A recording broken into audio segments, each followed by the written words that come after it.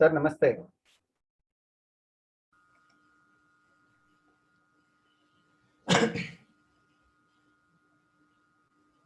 नमस्ते सर।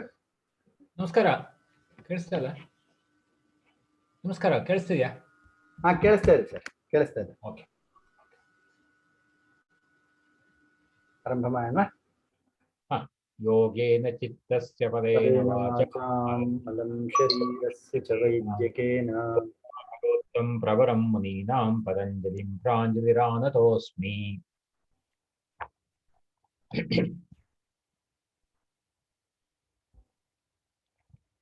अथ समाधिपादः। अथ योगानुशासनं योगश्चित्तवृत्तिनिरोधः तदा दृष्टस्वरूपे अवस्थानं वृत्तिसारोप्यमितरत्र वृत्तयः पञ्चतयः क्लिष्टाः प्रमाणविपर्ये विकल्पा निद्रा स्मृतयः प्रत्यक्षानुमान आगमाः प्रमाणानि विपर्ययो मिथ्याज्ञानमतध्रुवप्रतिष्ठम् शब्दज्ञानानुवादी वस्तुशून्यो विकल्पः अभाव प्रत्ययालंबना वृत्तिर्निद्रा अनुभूत विषया संप्रमोष स्मृतिः अभ्यास वैराग्याभ्यां तन्निरोधः तत्र स्थितौ यत्नोऽभ्यासः ततो दीर्घकालानैरन्तर्य तत्कारसेवितो दृढभूमिः दृष्टानुश्रविक विषय वितृष्णस्य वशीकारसन्ना वैराग्यं तत्परं पुरुषख्यातेर्गुणवैतृष्ट्यं वितर्क विचारानन्दा अस्मित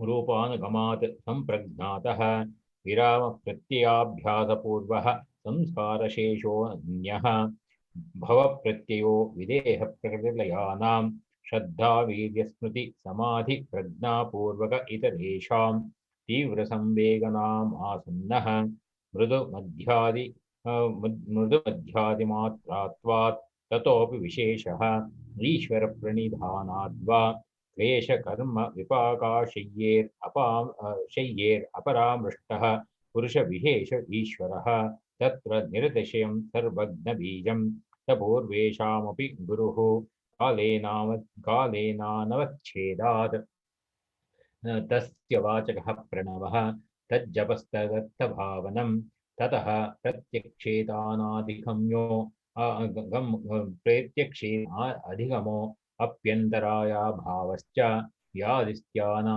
संशय प्रमादा आलस्य अविरतिभ्रान्तिदर्शनालब्ध भूमिगत्वा अनवस्थितत्वानि चित्तविक्षेपास्ते अन्तरायाः दुःखदोर्मनस्याङ्गमे जयत्व श्वास प्रश्वासा विक्षेपः भुवः तत्प्रतिषेधार्थमेकतत्वाभ्यासः मैत्रीकरणामुदोपेक्षाणां सुखदुःखपुण्यापुण्यविषयाणां भावनातश्चित्तप्रसादनं प्रच्छर्दनविधारणाभ्यां वा प्राणस्य विषयवती वा प्रवृत्तिरुत्पन्ना मनसस्थितिनिबन्धिनी विशोका वा ज्योतिष्मती वीतरागविषयं वा चित्तं स्वप्ननिद्राज्ञानालम्बनं वा यथाभिमतध्यानाद्वा परमाणुपरम महत्वान्तोऽस्य वशीकारः क्षीणवृत्तेरभिजातस्येव मणेर्गृहीतगृहण ग्राह्येषु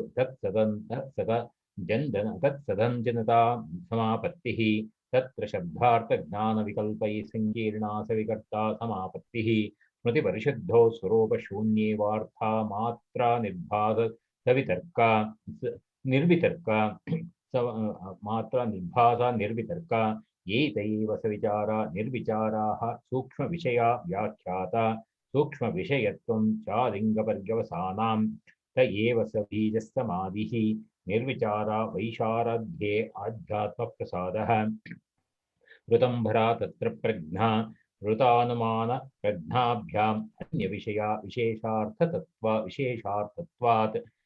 दग्धः संस्कारोऽन्यसंस्कारप्रतिबन्धी तस्यापि निरोधे सर्वनिरोधान्निर्बीजः समाधिः. ನಿನ್ನೆ 45ನೇಯ ಸೂತ್ರ ಸೂಕ್ಷ್ಮ ವಿಷಯತ್ವಂಚಾಲಿಂಗ ಪರ್ಯವಸಾನ, ಅಲ್ಲಿವರೆಗೆ ನಾವು ಪರ್ಯವಸಾನ ಮಾಡಿದ್ವಿ.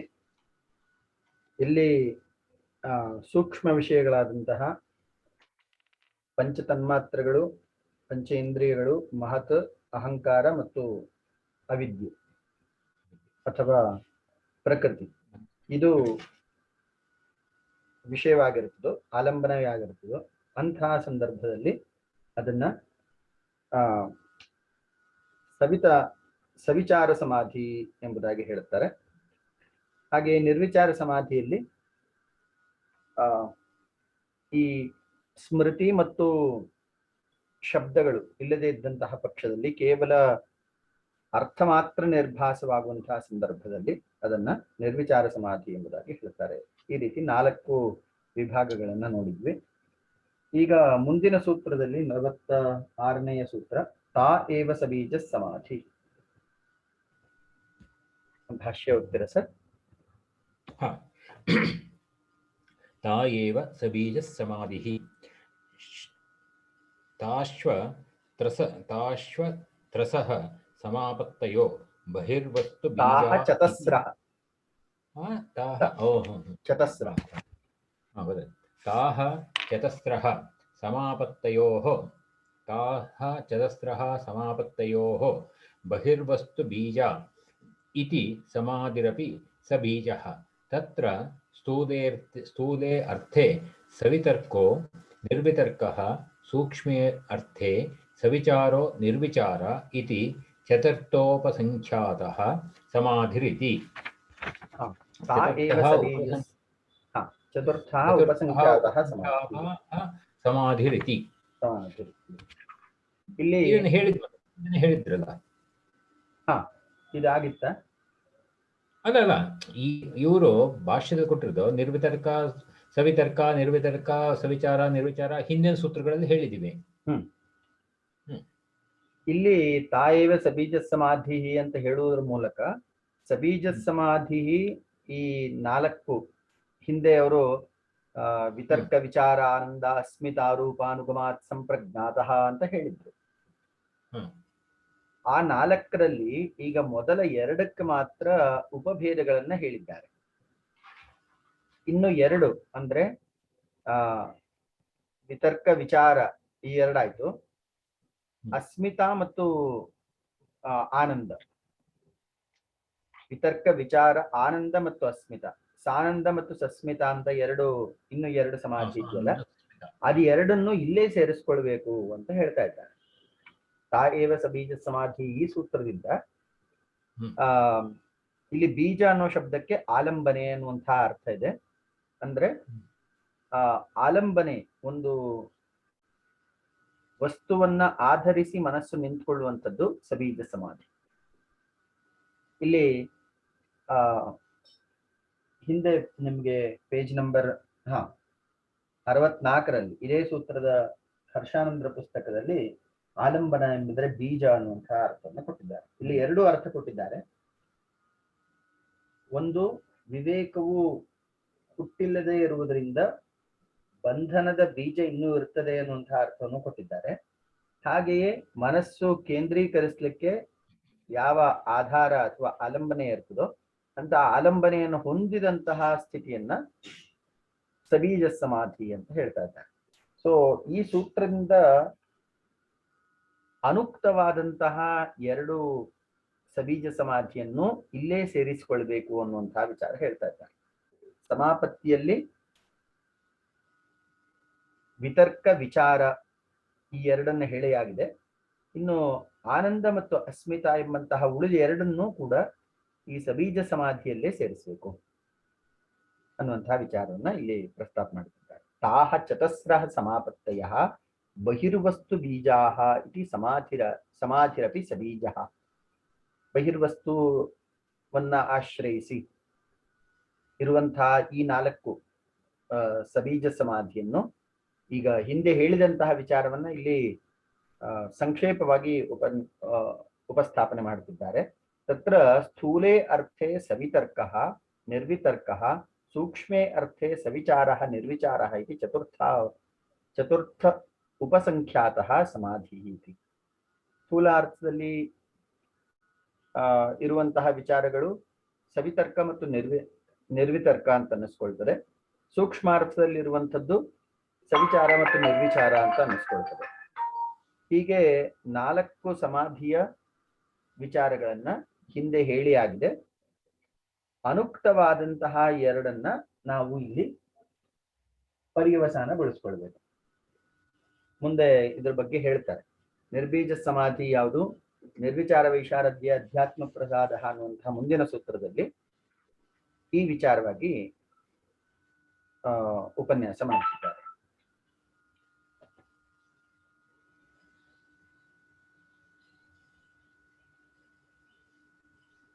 ಮುಂದೆ ಹೋಗೋಣ ಸರ್. ಇಲ್ಲಿ ತಾಯೇವ ಸಬೀಜ ಸಮಾಧಿ ಅಂದ್ರೆ ಇಲ್ಲಿ ಕೊಟ್ಟಿರೋದು ಈ 4 ಸಮಾಧಿಗಳನ್ನ ಹೇಳಿದ್ರು. ಸವಿತರ್ಕ, ನಿರ್ವಿತರ್ಕ, ಸವಿಚಾರ, ನಿರ್ವಿಚಾರ.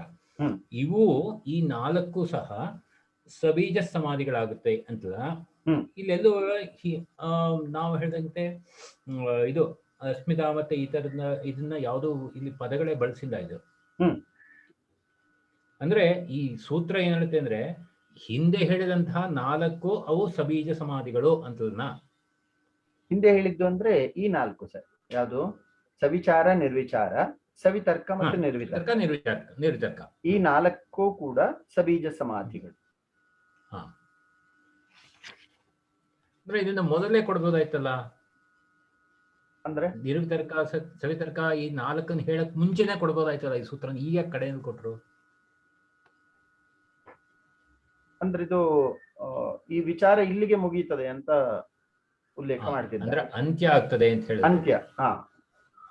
ಯಾಕೆಂದ್ರೆ ಸಾಮಾನ್ಯವಾಗಿ ಹೇಳುವಾಗ ಏತಾಹ ಇದು ವಿಭಾಗ ಸಮಾಧಿ ಸ್ಥಿತಿ ಅಂತ ಹೇಳಿ, ಅಂದ್ರೆ ಇವು ಸಮಾಧಿ ಸ್ಥಿತಿಗಳು ಅಂತ ಹೇಳಿ ವಿವರಣೆ ಕೊಡ್ತಾರೆ. ಇಲ್ಲಿ ಕಡೆಯೊಳಗೆ ಹೇಳಿದ್ದಾರೆ ಇದನ್ನ. ಯಾಕಂದ್ರೆ ಇನ್ನು ಮುಂದಿನದ್ರಲ್ಲಿ ನಮ್ಗೆ ನಿರ್ವಿಚಾರ ಸಮಾಧಿಯ ಬಗ್ಗೆ ವಿಚಾರ ತೆಗೆದುಕೊಳ್ತಾರೆ. ಇಲ್ಲಿಗೆ ಆ ವಿಷಯ ಆಯಿತು ಅಂತ. ಈಗ ನಮ್ಗೆ ಸಬೀಜ ಸಮಾಧಿಯ ವಿಚಾರವಾಗಿ ಇಲ್ಲಿಂದ ಆರಂಭ ಆಗಿತ್ತು. ಇಲ್ಲಿ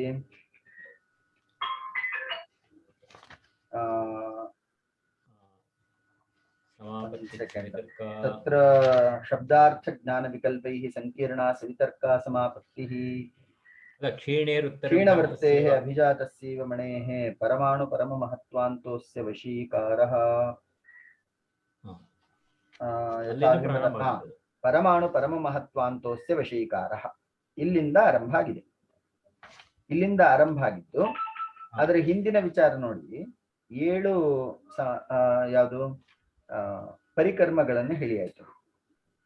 7 ಪರಿಕರ್ಮಗಳನ್ನು ಹೇಳಿ ಆದ್ಮೇಲೆ ಮುಂದೆ ಸೂತ್ರ ಸಂಖ್ಯಾ 40ರಿಂದ ಸಬೀಜ ಸಮಾಧಿಯ ಉಲ್ಲೇಖ ಮಾಡಿ ಇಲ್ಲಿಗೆ ಆ ಸಬೀಜ ಸಮಾಧಿಯ ವಿಚಾರವನ್ನ ಸಮಾಪನಗೊಳಿಸ್ತಾರೆ. ನನ್ನ ಪ್ರಶ್ನೆ ಬಂದಿದ್ದು ಈ ಪರಮಾಣು ಪರಮ ಆ ಸೂತ್ರದ ಹಿಂದಿನ ಸೂತ್ರ ಆಗಿರಬೇಕಾಗಿತ್ತು ಅಂತ ಅಲ್ಲಿಗೆ ಸೇರಿಸಬಹುದಾಗಿತ್ತು ಅಂತ. ಯಾಕೆ ಹೇಳಲಿಲ್ಲ ಇವರು? ಅಂದ್ರೆ ಏನೋ ಇರಬೇಕು, ಸುಮ್ಮನೆ ಹಂಗೆ ಹೇಳಲ್ಲ. ಅದ್ರ ಬಗ್ಗೆ ಇಲ್ಲಿ ಅಲ್ಲ, ಎಲ್ಲೂ ಇಲ್ಲ, ಎಲ್ಲೂ ಇಲ್ಲ. 2 ಪುಸ್ತಕದಲ್ಲೂ ಆ ವಿಚಾರ ಸಾಮಾನ್ಯವಾಗಿ ಮುಂದೆ ಹೇಳ್ತಕ್ಕಂಥದ್ದು ವಿಭಾಗಗಳು ಅಂತ ಹೇಳಿ ಹೇಳ್ತಾರೆ ಎಲ್ಲ ಸಾಮಾನ್ಯವಾಗಿ ಸೂತ್ರಗಳಲ್ಲಿ. ಇವರು ಇಲ್ಲಿ ಕಡೆಯಲ್ಲಿ ಹೇಳ್ಬೇಕಾದ್ರೆ ಏನೋ ಒಂದು ವಿಶೇಷತೆ ಇರಬೇಕು ಅಂತ ನನಗನ್ಸುತ್ತೆ. ಯಾಕಂದ್ರೆ ಸೂತ್ರಗಳು ಸುಮ್ಮನೆ ಹೇಳೋದಿಲ್ಲ ಅವರು ಅಲ್ವಾ ಅಂತ. ಹೌದು, ಆದ್ರೆ ಇಲ್ಲೂ ಕೂಡ ಹಿಂದಿಯ ವ್ಯಾಖ್ಯಾನ ನಿಮ್ಗೆ ಸ್ಕ್ರೀನ್ ಅಲ್ಲಿ ಕಾಣ್ತಾ ಇರುವಂತ ಹಿಂದಿ ವ್ಯಾಖ್ಯಾನದಲ್ಲೂ ಕೂಡ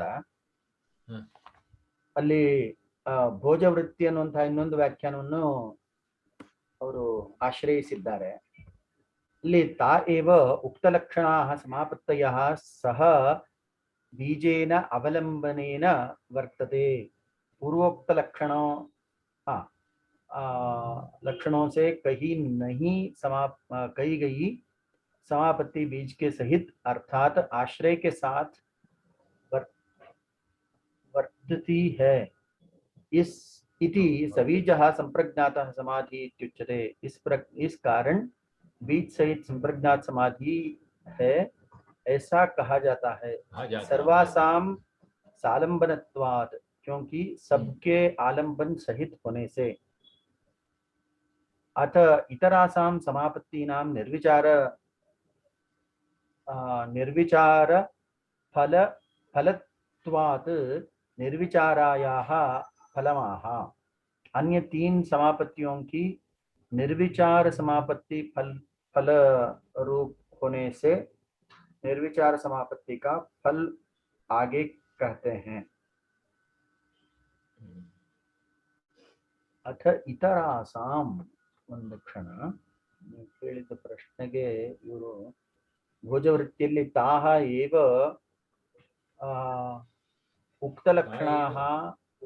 उक्तलक्षणाः समापत्तयः सह बीजेन अवलम्बनेन वर्तते इति सबीजः संप्रज्ञातः समाधिः इत्युच्यते सर्वासां सालम्बनत्वात्। अथ इतरासां समापत्तीनां निर्विचारफलत्वात्। ಇತರಾಸಾಂ ಅಂತ ಹೇಳಿರೋದ್ರಿಂದ ಸಾನಂದ ಮತ್ತು ಸಾಸ್ಮಿತ ಇದೆರಡನ್ನು ಇಲ್ಲಿ ಸೇರಿಸಬೇಕಾ? ಒಂದು ಕ್ಷಣ, ಅವ್ರೇನ್ ಹೇಳ್ತಾರೆ ಆರಂಭದಲ್ಲಿ ನೋಡಿ, ದೃಷ್ಟಾನುಶ್ರವಿಕ ವಿತರ್ಕ ವಿಚಾರಾಂದಾಸ್ಮಿತ ರೂಪಾನುಗಮಾತ್ ಸಂಪ್ರಜ್ಞಾತಃ ಅಥ ಉಪಾಯದ್ವಯೇನ ನಿರುದ್ಧ ಚಿತ್ತವೃತ್ತೇಃ ಕಥಂ ಉಚ್ಯತೆ ಸಂಪ್ರಜ್ಞಾತಃ ಇತಿ। तृतीयो विचार विकलः सानन्दः, चतुर्थः तद्विकलः अस्मिता मात्रः इति सर्वे एते सालम्बनाः समाधयः।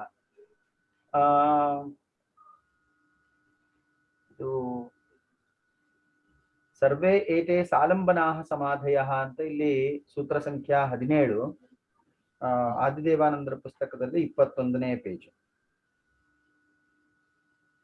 ಅಲ್ಲಿ वितर्कः चित्तस्य आलम्बने स्थूलः आभोगः सूक्ष्मः विचारः आनन्दः आह्लादः एकात्मिका संवित् अस्मिता तत्र प्रथमः चतुष्टय अनुगतः समाधिः सवितर्कः। द्वितीयः वितर्क विकलः सविचारः, तृतीयः विचार विकलः सानन्दः, चतुर्थः तद्विकलः अस्मिता मात्रः इति सर्वे एते सालम्बनाः समाधयः। ನೋಡಿ, ಈ 4 ಸಾಲಂಬನ ಸಮಾಧಿ ಅಂತ ಹೇಳಿದ್ರು ಇಲ್ಲಿ. ಆದರೆ ಇಲ್ಲಿಯೇ ವಿರಾಮ ಪ್ರತ್ಯಾಭ್ಯಾಸ ಪೂರ್ವ ಅಥ ಅಸಂಪ್ರಜ್ಞಾತ ಸಮಾಧಿ ಕಿಮುಪಾಯಃ ಕಿಂ ಸ್ವಭಾವಃ ಇತಿ ಮುಂದೆ ಅಸಂಪ್ರಜ್ಞಾತ ಸಮಾಧಿಯ ವಿಚಾರ ಇದೆ. ವಸ್ತುತಃ ಇಲ್ಲಿಂದ ಆರಂಭ ಆಗಿ ಏನು ಸೂತ್ರ ಸಂಖ್ಯಾ 40ರಿಂದ ಆರಂಭ ಆಗಿ परमाणु परमहत्वान्तोस्य वशीकारः ಅಲ್ಲಿಂದ ತಾ ಏವ ಸಬೀಜ ಸಮಾಧಿ ಇಲ್ಲಿಯವರೆಗೆ 17ನೇ ಸೂತ್ರದ ನಂತರ ಕೊಟ್ಟಿದ್ರೆ ಸರಿ ಆಗ್ತದೆ. ಯಾಕಂದ್ರೆ ಅಲ್ಲಿ ವಿತರ್ಕ ವಿಚಾರಾನಂದ ಸ್ಮಿತ ರೂಪಾನುಗಮಾತ್ ಸಂಪ್ರಜ್ಞಾತಃ ಅಂತ 17ನೇ ಸೂತ್ರದಲ್ಲಿ ಸಂಪ್ರಜ್ಞಾತ ಸಮಾಧಿಯನ್ನು ಹೇಳಿದ್ರು. ಆ ಸಂಪ್ರಜ್ಞಾತ ಸಮಾಧಿಯನ್ನು ಹೇಳಿದ ಕೂಡಲೇ ಆ ಪರಮ ಮಹತ್ವಾಂತೋಸ್ಯ ವಶೀಕಾರಃ ಕ್ಷೀಣವೃತ್ತೇಃ ಅಂತ ತೆಗೆದುಕೊಂಡಿದ್ರೆ ಆಗ ಸಂಪ್ರಜ್ಞಾತ ಸಮಾಧಿಯ ಸಂಪೂರ್ಣ ವಿವರ ಒಂದೇ ಕಡೆ ಸಿಗುವ ಹಾಗೆ ಆಗ್ತಿತ್ತು. ಆದ್ರೆ ಇಲ್ಲಿ ಈ ಕ್ರಮವನ್ನು ಯಾಕೆ ಮಾಡಿದ್ದಾರೆ ಅಂತ ಹೇಳಿ ಕಾರಣ ಇಲ್ಲದೆ ಮಾಡುದಿಲ್ಲ. ಆದ್ರೆ ಆ ಕಾರಣದ ಅನ್ವೇಷಣೆ ಸ್ವಲ್ಪ ನೋಡ್ಬೇಕಾಗಿದೆ. ಆದ್ರೆ ಇವರು ಯಾಕೆಂದ್ರೆ ಸಾಮಾನ್ಯ ಇದು ತಕ್ಷಣ ಈ ಸೂತ್ರದಲ್ಲಿ ಇನ್ನೇನು ಹೇಳಿಲ್ಲ, ಹಿಂದೆ ಇದ್ದಿದ್ದು ಎಲ್ಲವೂ ಈ 4 ಮಾತ್ರ ಇವು ಸಬೀಜ ಸಮಾಧಿ ಅಂತ ಹೇಳ್ತಾರೆ. ಅಂದ್ರೆ ಮುಂದಿನ ನಿರ್ಬೀಜ ಸಮಾಧಿಗೆ ಹೋಗ್ತಾರೆ. ಹೌದೌದು. ಆದ್ರೆ ಇದ್ರಲ್ಲಿ ನೀವು ಇಲ್ಲಿ ಭೋಜ ವೃತ್ತಿಯ ವ್ಯಾಖ್ಯಾನದಲ್ಲಿ ಒಂದು ಅಂಶವನ್ನ ಕೊಟ್ಟಿದ್ದಾರೆ. ಅದ್ರ ಬಗ್ಗೆ ಒಂದ್ ಸ್ವಲ್ಪ ವಿಚಾರ ಮಾಡ್ಬೇಕಾಗಿದೆ. ಇದು ಹೇಗೆ ಅಂತ ಹೇಳಿ ನೋಡ್ಬೇಕು. ನೋಡಿ, ಅಥ ಇತರಾಸಾಂ ಅಂತ ಹೇಳಿ ಇಲ್ಲಿಂದ ಇತರಾಸಾಂ ಸಮಾಪತ್ತೀನಾಂ ನಿರ್ವಿಚಾರ ಫಲತ್ವಾತ್ ನಿರ್ವಿಚಾರಾಯಾಹ ಫಲಮಾಹ. ಮುಂದಿಂದು ನಿರ್ವಿಚಾರ ಸಮಾಪತ್ತಿಯ ಫಲವನ್ನ ಹೇಳ್ತಾ ಇದ್ದಾರೆ. ಇಲ್ಲಿ ಅನ್ಯ 3 ಸಮಾಪತ್ತಿಯೋಂಕಿ ತೀನ್ ಅಂತ ಕೊಟ್ಟಿದ್ದಾರೆ. 3. ಇದು ಹೇಗೆ ಅಂತ ಮುಂದೆ ಗೊತ್ತಾಗಬಹುದು ನಮ್ಗೆ. ನಾನು ಈಗ ಓದಿರುವಂತಹ ವಿಚಾರದಲ್ಲಿ ಬರ್ಲಿಲ್ಲ, ಇನ್ನು 3 ಯಾವುದು ಅಂತ ಗೊತ್ತಾಗ್ಲಿಲ್ಲ. ಅನ್ಯ ತೀನ್ ಅಂತ ಹಿಂದಿಯವರು ಅದನ್ನ, ಆದ್ರೆ ಮೂಲದ ಸಂಸ್ಕೃತದಲ್ಲಿ ಅಥ ಇತರ ಆಸಾಂ ಅಷ್ಟೇ ಇದೆ. ಇತರ ಆಸಾಂ ಅಂದ್ರೆ ಅಲ್ಲಿ ಇತರಾಸಾಂ ಬೇರೆ ಸಮಾಪತ್ತಿನ, ಇನ್ನು ಉಳಿದಂತಹ ಸಮಾಪತ್ತಿಯ ಅದರ ನಿರ್ವಿಚಾರ ಫಲ ಇರುವುದರಿಂದ ಅವುಗಳ ಫಲವನ್ನ ಈ ಸೂತ್ರದಲ್ಲಿ ಹೇಳ್ತಾ ಇದ್ದಾರೆ. ಅಷ್ಟು ಅಲ್ಲಿ ಉಲ್ಲೇಖ ಇದೆ.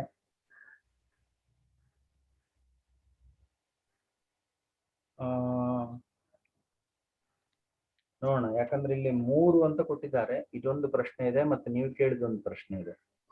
ಇಲ್ಲಿ ಯಾಕೆ ಇವರು ಸಮಾಪತ್ತಿಯ ತಾ ಏವ ಸಬೀಜ ಸಮಾಧಿ ಅಂತ ಕೊನೆಯಲ್ಲಿ ಕೊಟ್ರಲ್ಲ,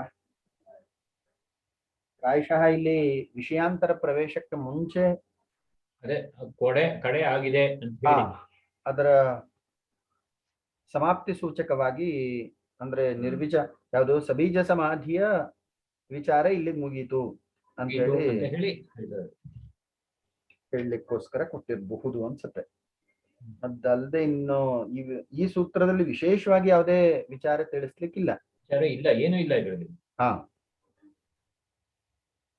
ತಾಹ ಚತಸ್ರಃ ಸಮಾಪತ್ತಯಃ ಬಹಿರ್ವಸ್ತು ಬೀಜಾಃ ಇತಿ ಸಮಾಧಿಃ ಅಪಿ ಸಬೀಜಃ ತತ್ರ ಸ್ಥೂಲೇ ಅರ್ಥೇ ಸವಿತರ್ಕಃ. ಇದೆಲ್ಲದರ 4 ಸವಿತರ್ಕ, ನಿರ್ವಿತರ್ಕ, ಸವಿಚಾರ, ನಿರ್ವಿಚಾರ 4ರ ಒಂದು ಸಂಕ್ಷೇಪವನ್ನ ಭಾಷ್ಯಕಾರರು ಮಾಡಿದ್ದಾರೆ ಅಷ್ಟೇ. ಸೂಕ್ಷ್ಮೇ ಅರ್ಥೇ ಸವಿಚಾರಃ ನಿರ್ವಿಚಾರಃ ಇತಿ ಚತುರ್ಥಃ ಉಪಸಂಖ್ಯಾತಃ ಸಮಾಧಿಃ. ಅದು ನೋಡೋಣ ಸರ್, ಇದರ ಬಗ್ಗೆ ಇನ್ನೊಂದು ಸ್ವಲ್ಪ. ನನಗಿರುವಂತಹ ಈಗ 3 ಸೋರ್ಸ್ ಇದೆ. ಒಂದು ಆದಿದೇವಾನಂದರ ಪುಸ್ತಕ, ಹರ್ಷಾನಂದರ ಪುಸ್ತಕ, ಅದು ಬಿಟ್ರೆ ಇಲ್ಲಿ ಭೋಜವೃತ್ತಿ ಹಿಂದಿ ವ್ಯಾಖ್ಯಾನ ಸಹಿತ. ಈ 3ರಲ್ಲಿ ಈ ವಿಚಾರ ಇನ್ನೆಲ್ಲಾದ್ರೂ ಬಂದಿದ್ಯಾ ಅಂತ ಒಂದ್ಸಲ ನೋಡ್ತೇನೆ.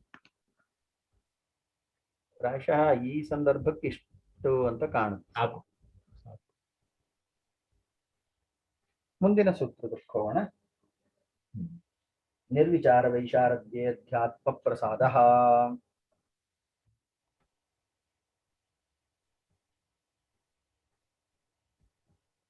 ಭಾಷ್ಯ ಓದ್ತೀರಾ? ಹೌದಲ್ಲ. ನಿರ್ವಿಚಾರ ವೈಶಾರದ್ಯೇ ಆಧ್ಯಾತ್ಮ ಪ್ರಸಾದ. ಅಶುದ್ಧ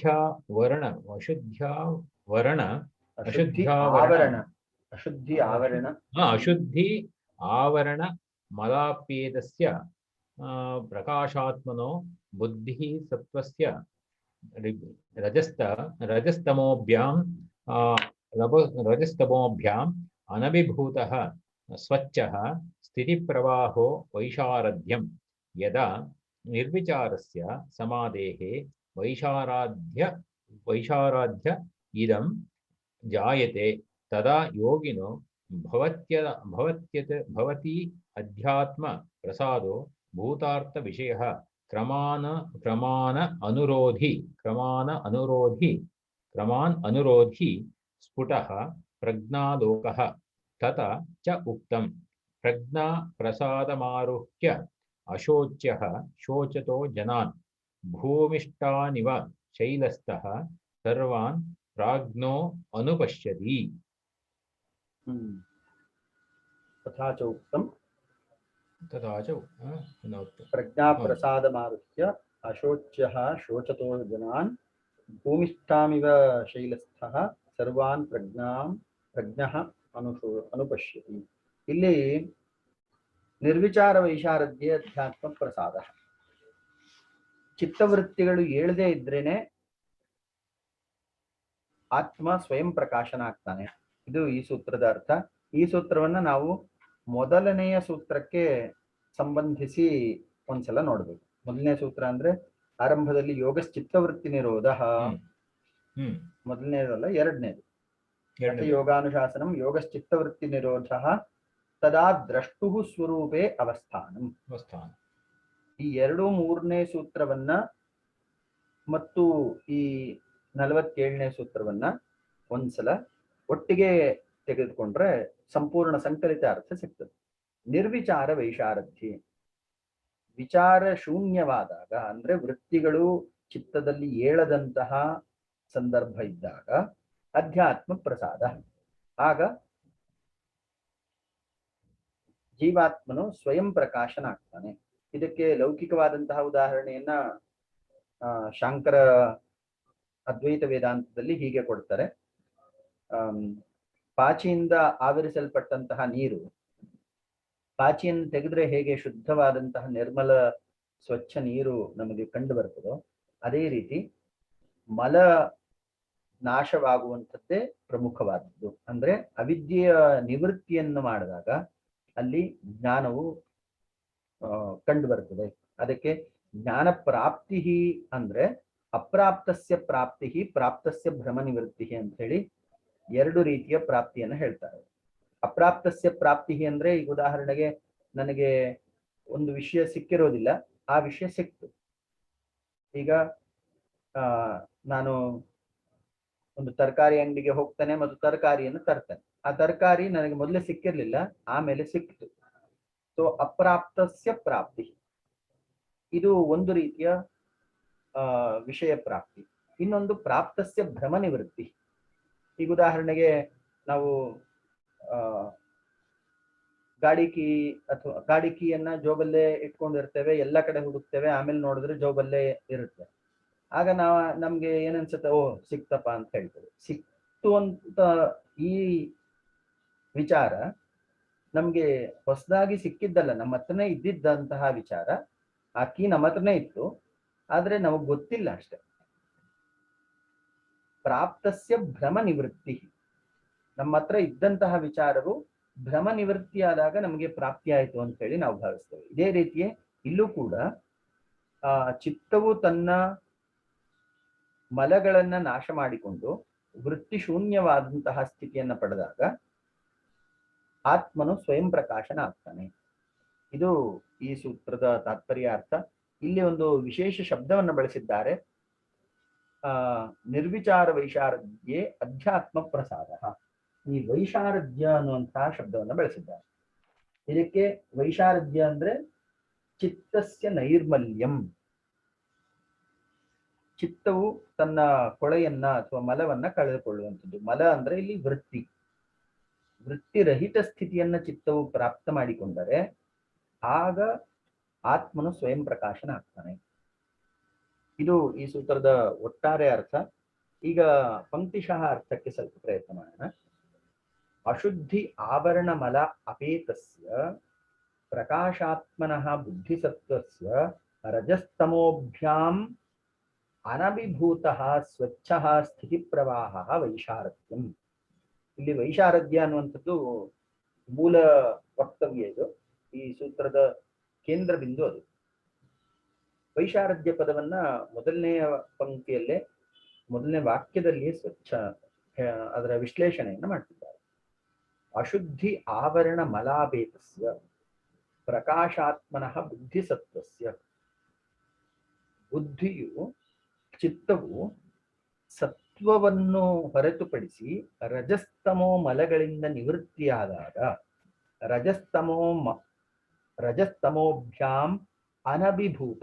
ಅಭಿಭೂತ ಅಂದ್ರೆ ಆವರಿಸಲ್ಪಟ್ಟಿದ್ದು, ಅನಭಿಭೂತ ಅಂದ್ರೆ ಆವರಿಸಲ್ಪಡದೇ ಇರುವಂಥದ್ದು.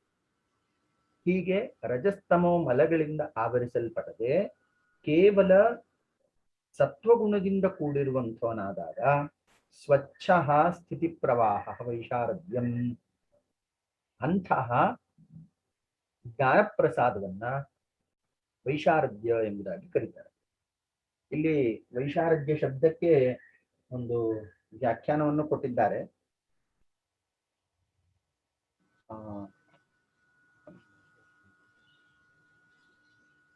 ಶುದ್ಧ ಏಕಾಗ್ರತಾ ಕಾ ಪ್ರವಾಹ ವೈಶಾರದ್ಯ ಕಹಲಾತಾ ಹೈ ಅಂತ ಇಲ್ಲಿ ಏಕಾಗ್ರತೆಯ ಪ್ರವಾಹವನ್ನ ವೈಶಾರದ್ಯ ಎಂಬುದಾಗಿ ಹೇಳಿದ್ದಾರೆ.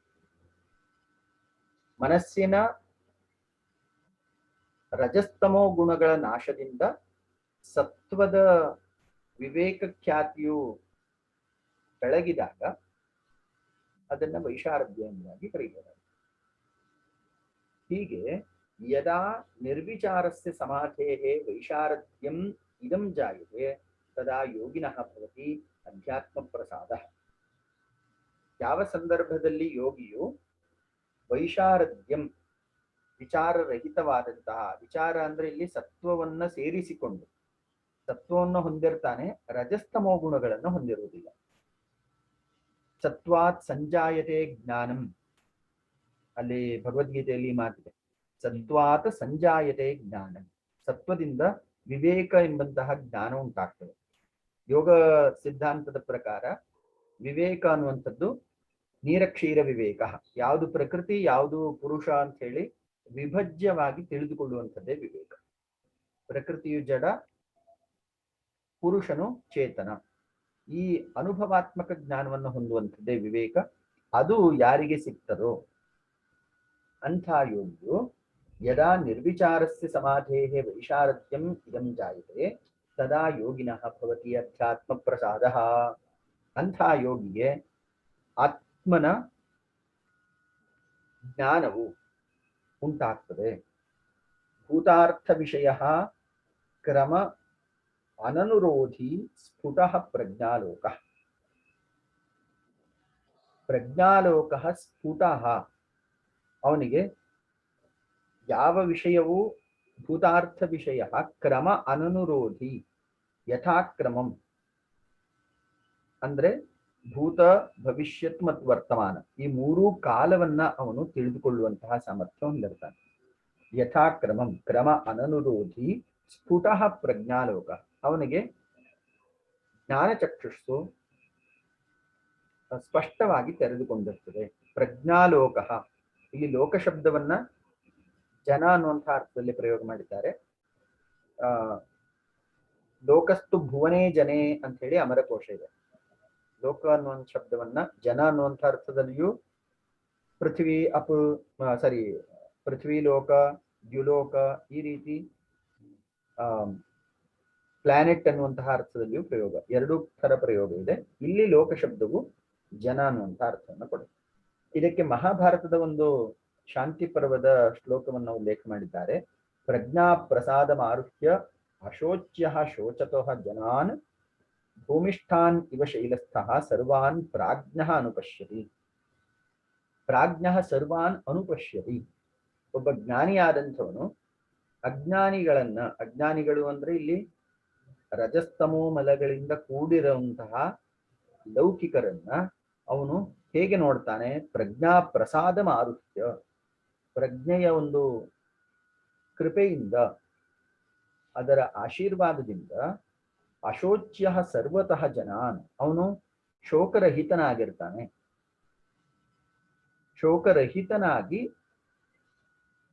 ಅವನು ಉಳಿದಂತಹ ಲೌಕಿಕರಿಗೆ ಹೇಗೆ ಭೂಯಿಷ್ಠಾನಿವ ಶೈಲಸ್ಥ ಸರ್ವಾನ್ ಪ್ರಾಜ್ಞಃ ಅನುಪಶ್ಯತಿ. ಭೂಮಿಷ್ಠಾನ್ ಹೇಗೆ ಪರ್ವತದ ಮೇಲಿರುವಂತಹ ವ್ಯಕ್ತಿಯು ಭೂಮಿಯಲ್ಲಿರುವಂತಹ ವ್ಯಕ್ತಿಯನ್ನ ನೋಡಿದಾಗ ತುಂಬಾ ಸಂಕುಚಿತರಾಗಿ ಚಿಕ್ಕವರಂತೆ ಕಾಣ್ತಾರೋ, ಆ ಥರ ಇವನು ಶೋಕ ಅತೀತನಾಗಿ ಶೋಕ ಸಾಗರದಲ್ಲಿ ಮುಳುಗಿರುವಂತಹ ಜನರನ್ನ ನೋಡ್ತಾನೆ, ಅನುಕಂಪದಿಂದ ನೋಡ್ತಾನೆ ಅಂತ ಇಲ್ಲಿ ತಾತ್ಪರ್ಯ. ತಾನೇ ಎಲ್ರಿಗಿಂತ ಶ್ರೇಷ್ಠ ಅಂತ ಭಾವಿಸುದು ಅದರ ವಿಷಯ. ಅನುಕಂಪದಿಂದ ಇಲ್ಲಿ ಪೇಜ್ ನಂಬರ್ 52ರಲ್ಲಿ ತುಂಬಾ ಸುಂದರವಾಗಿ ಕೊಟ್ಟಿದ್ದಾರೆ. ಜನರನ್ನೆಲ್ಲ ಅನುಕಂಪದಿಂದ ನೋಡುತ್ತಾನೆ, ಅಹಂಕಾರದಿಂದ ನೋಡುವುದಿಲ್ಲ. ಇವನು ಕೃಪೆಯಿಂದ ನೋಡ್ತಾನೆ. ಇವರು ಇಷ್ಟೆಲ್ಲ ಕಷ್ಟಪಡ್ತಿದ್ದಾರಲ್ಲ ಅಂತೇಳಿ ಅವರ ಸಹಾನುಭೂತಿಯನ್ನು ಹೊಂದ್ತಾನೆ.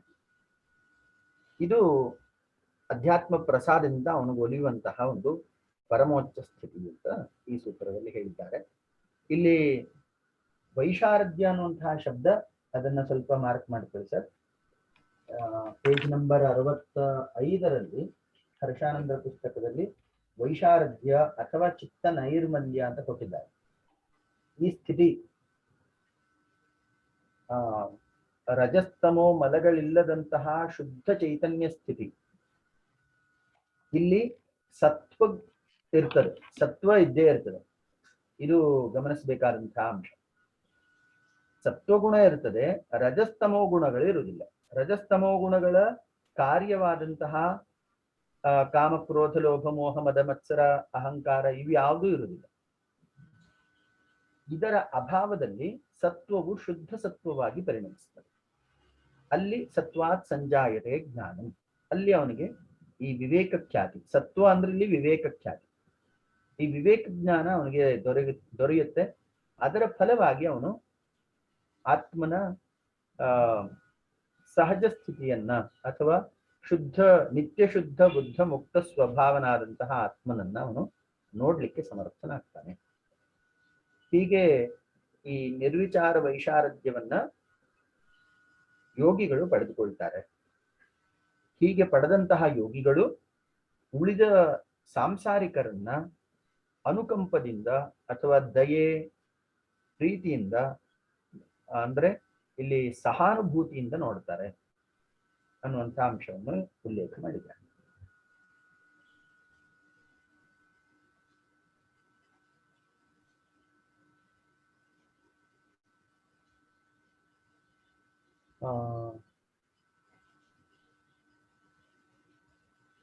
ಇಲ್ಲಿ ಭೋಜವೃತ್ತಿಯಲ್ಲೂ ಕೂಡ ನಿರ್ವಿಚಾರತ್ವಂ ವ್ಯಾಖ್ಯಾತಂ ವೈಶಾರದ್ಯಂ ನೈರ್ಮಲ್ಯಂ, ಇದನ್ನೇ ಇವರು ಕನ್ನಡದಲ್ಲಿ ಕೊಟ್ಟಿದ್ದಾರೆ ಹರ್ಷಾನಂದರು.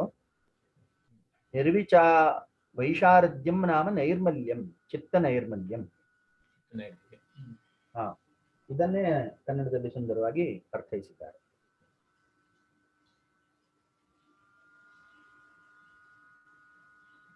ಸವಿತರ್ಕಾ ಸ್ಥೂಲ ವಿಷಯಾಂ ಅಪೇಕ್ಷ್ಯ ನಿರ್ವಿತರ್ಕಾಯಾಹ ಪ್ರಾಧಾನ್ಯಂ ತತಃ ಅಪಿ ಸೂಕ್ಷ್ಮ ವಿಷಯಾಯಾಹ ಸವಿಚಾರಾಯಾಹ ತತೋಪಿ ನಿರ್ವಿಕಲ್ಪಾಯಾಹ ನಿರ್ವಿಚಾರಾಯಾಹ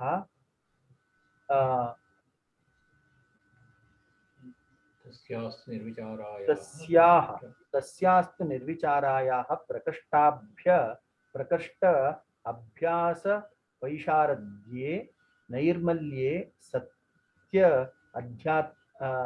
ಸತಿ ಅಧ್ಯಾತ್ಮ ಪ್ರಸಾದ ಸಮುಪಜಾಯತೆ. ಈಗ ಇಲ್ಲಿ ಏನು ಹೇಳ್ತಾ ಇದ್ದಾರೆ, ಭೋಜವೃತ್ತಿಯಲ್ಲಿ ಸವಿತರ್ಕ ಸಮಾಧಿಗಿಂತ ನಿರ್ವಿತರ್ಕ ಸಮಾಧಿಯು ಪ್ರಮುಖ ಅಥವಾ ಶ್ರೇಷ್ಠವಾದದ್ದು, ಸವಿಚಾರ ಸಮಾಧಿಗಿಂತ ನಿರ್ವಿಚಾರ ಸಮಾಧಿಯು ಉತ್ತಮವಾದದ್ದು ಅಥವಾ ಶ್ರೇಷ್ಠವಾದದ್ದು. ಅದಕ್ಕಿಂತ ಮಿಗಿಲಾದದ್ದು ಪ್ರಕೃಷ್ಟ ಅಭ್ಯಾಸವಶಾತ್, ಈ ನಿರ್ವಿಚಾರ ಸಮಾಧಿಗಿಂತ ಮುಂದಿನ ಹಂತವನ್ನ ಪ್ರಕೃಷ್ಟ ವಶಾತ್ ಅಂದ್ರೆ ಅತಿ ಕಠಿಣವಾದಂತಹ ಅಭ್ಯಾಸದಿಂದ ವೈಶಾರದ್ಯೆ ನೈರ್ಮಲ್ಯೇ ಸತಿ, ಆಗ ಚಿತ್ತವು ಮತ್ತಷ್ಟು ನಿರ್ಮಲಗೊಂಡು ಅಂದ್ರೆ ರಜಸ್ತಮೋ ಗುಣಗಳ ಶೂನ್ಯತೆಯನ್ನು ಸಂಪಾದಿಸುವುದರ ಮೂಲಕ ಅಧ್ಯಾತ್ಮ ಪ್ರಸಾದ ಸಮುಪಜಾಯತೆ, ಅಲ್ಲಿ ಅವನಿಗೆ ಅಧ್ಯಾತ್ಮ ಪ್ರಸಾದವು ಸಿಗ್ತದೆ. ಚಿತ್ತಂ ಕ್ಲೇಶ ವಾಸನಾರಹಿತಂ ಸ್ಥಿತಿ ಪ್ರವಾಹ ಯೋಗ್ಯಂ ಭವತಿ. ಇಲ್ಲಿ ಕ್ಲೇಶ ಮತ್ತು ವಾಸನೆಗಳು ಇವುಗಳಿಂದ ಶೂನ್ಯವಾಗಿ ಸ್ಥಿತಿ ಪ್ರವಾಹ ಯೋಗ್ಯಂ ಭವತಿ. ಏತದೇವ ಚಿತ್ತಸ್ಯ ವೈಶಾರದ್ಯಂ ಯತ್ ಸ್ಥಿತೌ ದಾರ್ಢ್ಯಂ. ಇಲ್ಲಿ ಅವನಿಗೆ ಚಾಂಚಲ್ಯದ ಪ್ರಮೇಯವೇ ಇರುವುದಿಲ್ಲ. ಎಲ್ಲಿಯವರೆಗೆ ರಜಸ್ತಮೋ ಗುಣಗಳು ಇರುತ್ತದೋ ಅಲ್ಲಿಯವರೆಗೆ ಚಿತ್ತ ಚಾಂಚಲ್ಯ ಇದ್ದೇ ಇರ್ತದೆ. ಯೋಗಿ ಆದಂಥವನು ಆದ್ರಿಂದ ಇಲ್ಲಿ ಒಳ್ಳೆಯ ಶಬ್ದ ಬಳಸಿದ್ದಾರೆ, ಪ್ರಕೃಷ್ಟ ಅಭ್ಯಾಸವಶಾತ್, ಅತ್ಯಂತ ಕಠಿಣವಾದಂತಹ ಅಭ್ಯಾಸದಿಂದ ಅವನು ಈ ರಜಸ್ತಮೋ ಗುಣಗಳನ್ನ ಹಂತ ಹಂತವಾಗಿ ಕಡಿಮೆ ಮಾಡಿಕೊಳ್ತಾ ಕೊನೆಗೆ ಅವುಗಳಿಂದಲೇ ಸಂಪೂರ್ಣವಾಗಿ ಮುಕ್ತನಾಗ್ತಾನೆ. ಆಗ ಸತ್ವಗುಣ ಮಾತ್ರ ಉಳ್ಕೊಳ್ತದೆ. ಅಂತಹ ಸತ್ವಗುಣವು ವಿವೇಕ ಖ್ಯಾತಿಯುಳ್ಳದ್ದು. ಅಂತಹ ಸ್ಥಿತಿಯನ್ನ ಇಲ್ಲಿ ಅಧ್ಯಾತ್ಮ ಪ್ರಸಾದ ಅಂತ ಕರೆದರು. ಈ ಸೂತ್ರದಲ್ಲಿ ಅದರ ಫಲ ಏನು? ನಿರ್ವಿಚಾರ ವೈಶಾರದ್ಯೆ ಅಧ್ಯಾತ್ಮ ಪ್ರಸಾದ, ಅಧ್ಯಾತ್ಮ ಪ್ರಸಾದವೇ ಫಲ ಅಂತ ಹೇಳ್ತಾ ಇದ್ದಾರೆ. ಈ ಫಲಾನುಭವದಿಂದ ಅವನಿಗೆ ಮಾತ್ರ ಲಾಭ ಅಲ್ಲ, ಅವನು ಉಳಿದವರನ್ನ ಅನುಕಂಪದಿಂದ ನೋಡ್ತಾನೆ. ಹಾಗೆಯೇ ಸಾಂಸಾರಿಕರು ಕೂಡ ಈ ಸ್ಥಿತಿಯನ್ನ ಹೊಂದಿರುವಂತಹ ಯೋಗಿಯನ್ನ ಅತ್ಯಂತ ಉನ್ನತ ಮಟ್ಟದಲ್ಲಿ ಧ್ಯಾನಿಸ್ತಾರೆ. ಆದ್ದರಿಂದ ಅನೇಕರು ಆಧ್ಯಾತ್ಮಿಕ ಸಾಧಕರನ್ನು ಕೂಡ ತನ್ನ ಧ್ಯಾನಕ್ಕೆ ಬಳಸ್ಕೊಳ್ಬಹುದು ಅಂತ ಹೇಳಿ ಹಿಂದೆ ಪರಿಕರ್ಮದಲ್ಲಿ ಹೇಳಿದ್ರು. ಹೌದು, ಸೂತ್ರ ಪರಿಕರ್ಮಗಳನ್ನು ಹೇಳಿದಾಗ 6 ಪರಿಕರ್ಮಗಳು ವೀತರಾಗ ವಿಷಯಂ ವಾ ಚಿತ್ತಂ. ವೀತರಾಗ ವಿಷಯಂ ವಾ ಚಿತ್ತಂ ಅಲ್ಲಿ ಯಾರು ರಾಗರಹಿತರಾಗಿರ್ತಾರೋ ಅಂತಹವರ ಚಿತ್ತವನ್ನ ಅಂದ್ರೆ ಸತ್ವಾತಿಶಯ ಉಳ್ಳಂತಹ ಯೋಗಿಗಳ ಚಿತ್ತವನ್ನ ತನ್ನ ಧ್ಯಾನಕ್ಕೆ ಬಳಸ್ಕೊಳ್ಬಹುದು ಅಂತ ಹೇಳಿದ್ರು. ಈ ಮೂಲಕ ಅವನು ಉಳಿದವರಿಗೆ ಧ್ಯೇಯ ವಸ್ತು ಆಗ್ತಾನೆ. ಯೋಗಿಯಾದಂಥವನು ಅಧ್ಯಾತ್ಮ ಪ್ರಸಾದದಿಂದ ಅವನಿಗೆ ಮಾತ್ರ ಲಾಭ ಪಡ್ಕೊಳ್ಳುವುದಂತೆ ಉಳಿದವರಿಗೂ ಧ್ಯೇಯ ವಸ್ತು ಆಗ್ತಾನೆ. ಇದು ಇದರ ಫಲ ಅಂತ ಗೊತ್ತಾಗ್ತದೆ.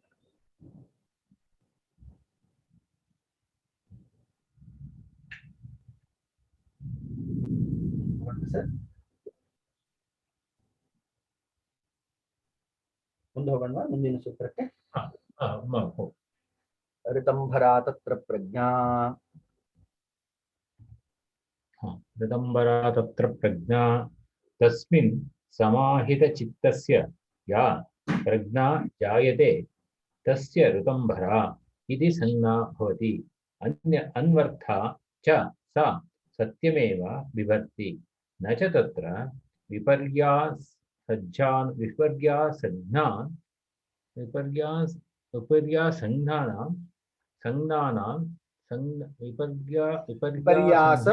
ವಿಪರ್ಯಾಸ ಜ್ಞಾನಗಂಧಃ.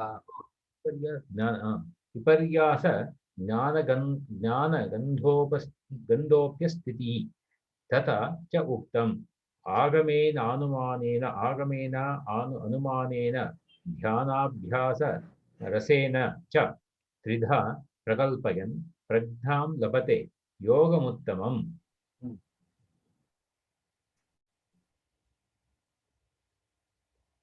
ಈ ಸೂತ್ರದಲ್ಲಿ ಅಧ್ಯಾತ್ಮ ಪ್ರಸಾದಕ್ಕೆ ಒಂದು ಹೆಸರನ್ನ ಉಲ್ಲೇಖ ಮಾಡಿದ್ದಾರೆ, ಋತಂಭರ. ಋತಂ ಅನ್ನುವ ಶಬ್ದಕ್ಕೆ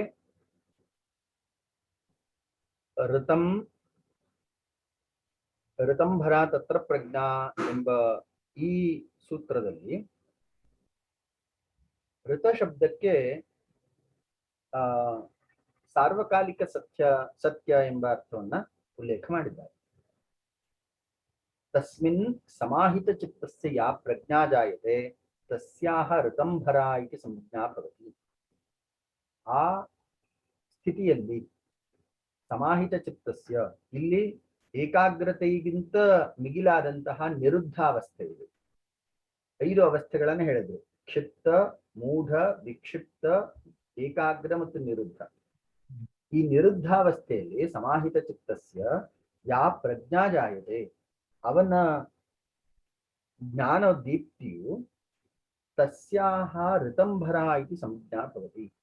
ಇದು ಋತಂಭರ ಸಂಜ್ಞೆಯನ್ನ ಹೊಂದಿರುತ್ತದೆ, ಋತಂಭರ ಅನ್ನುವಂತಹ ಹೆಸರನ್ನ ಹೊಂದಿರುತ್ತೆ.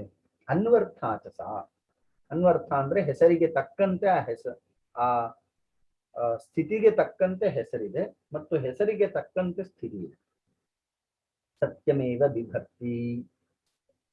ಇಲ್ಲಿ ಋತಂಚ ಸ್ವಾಧ್ಯಾಯ ಪ್ರವಚನೆ ಚ ಸತ್ಯಂಚ ಸ್ವಾಧ್ಯಾಯ ಪ್ರವಚನೆ ಚ. ತೈತ್ರೀಯ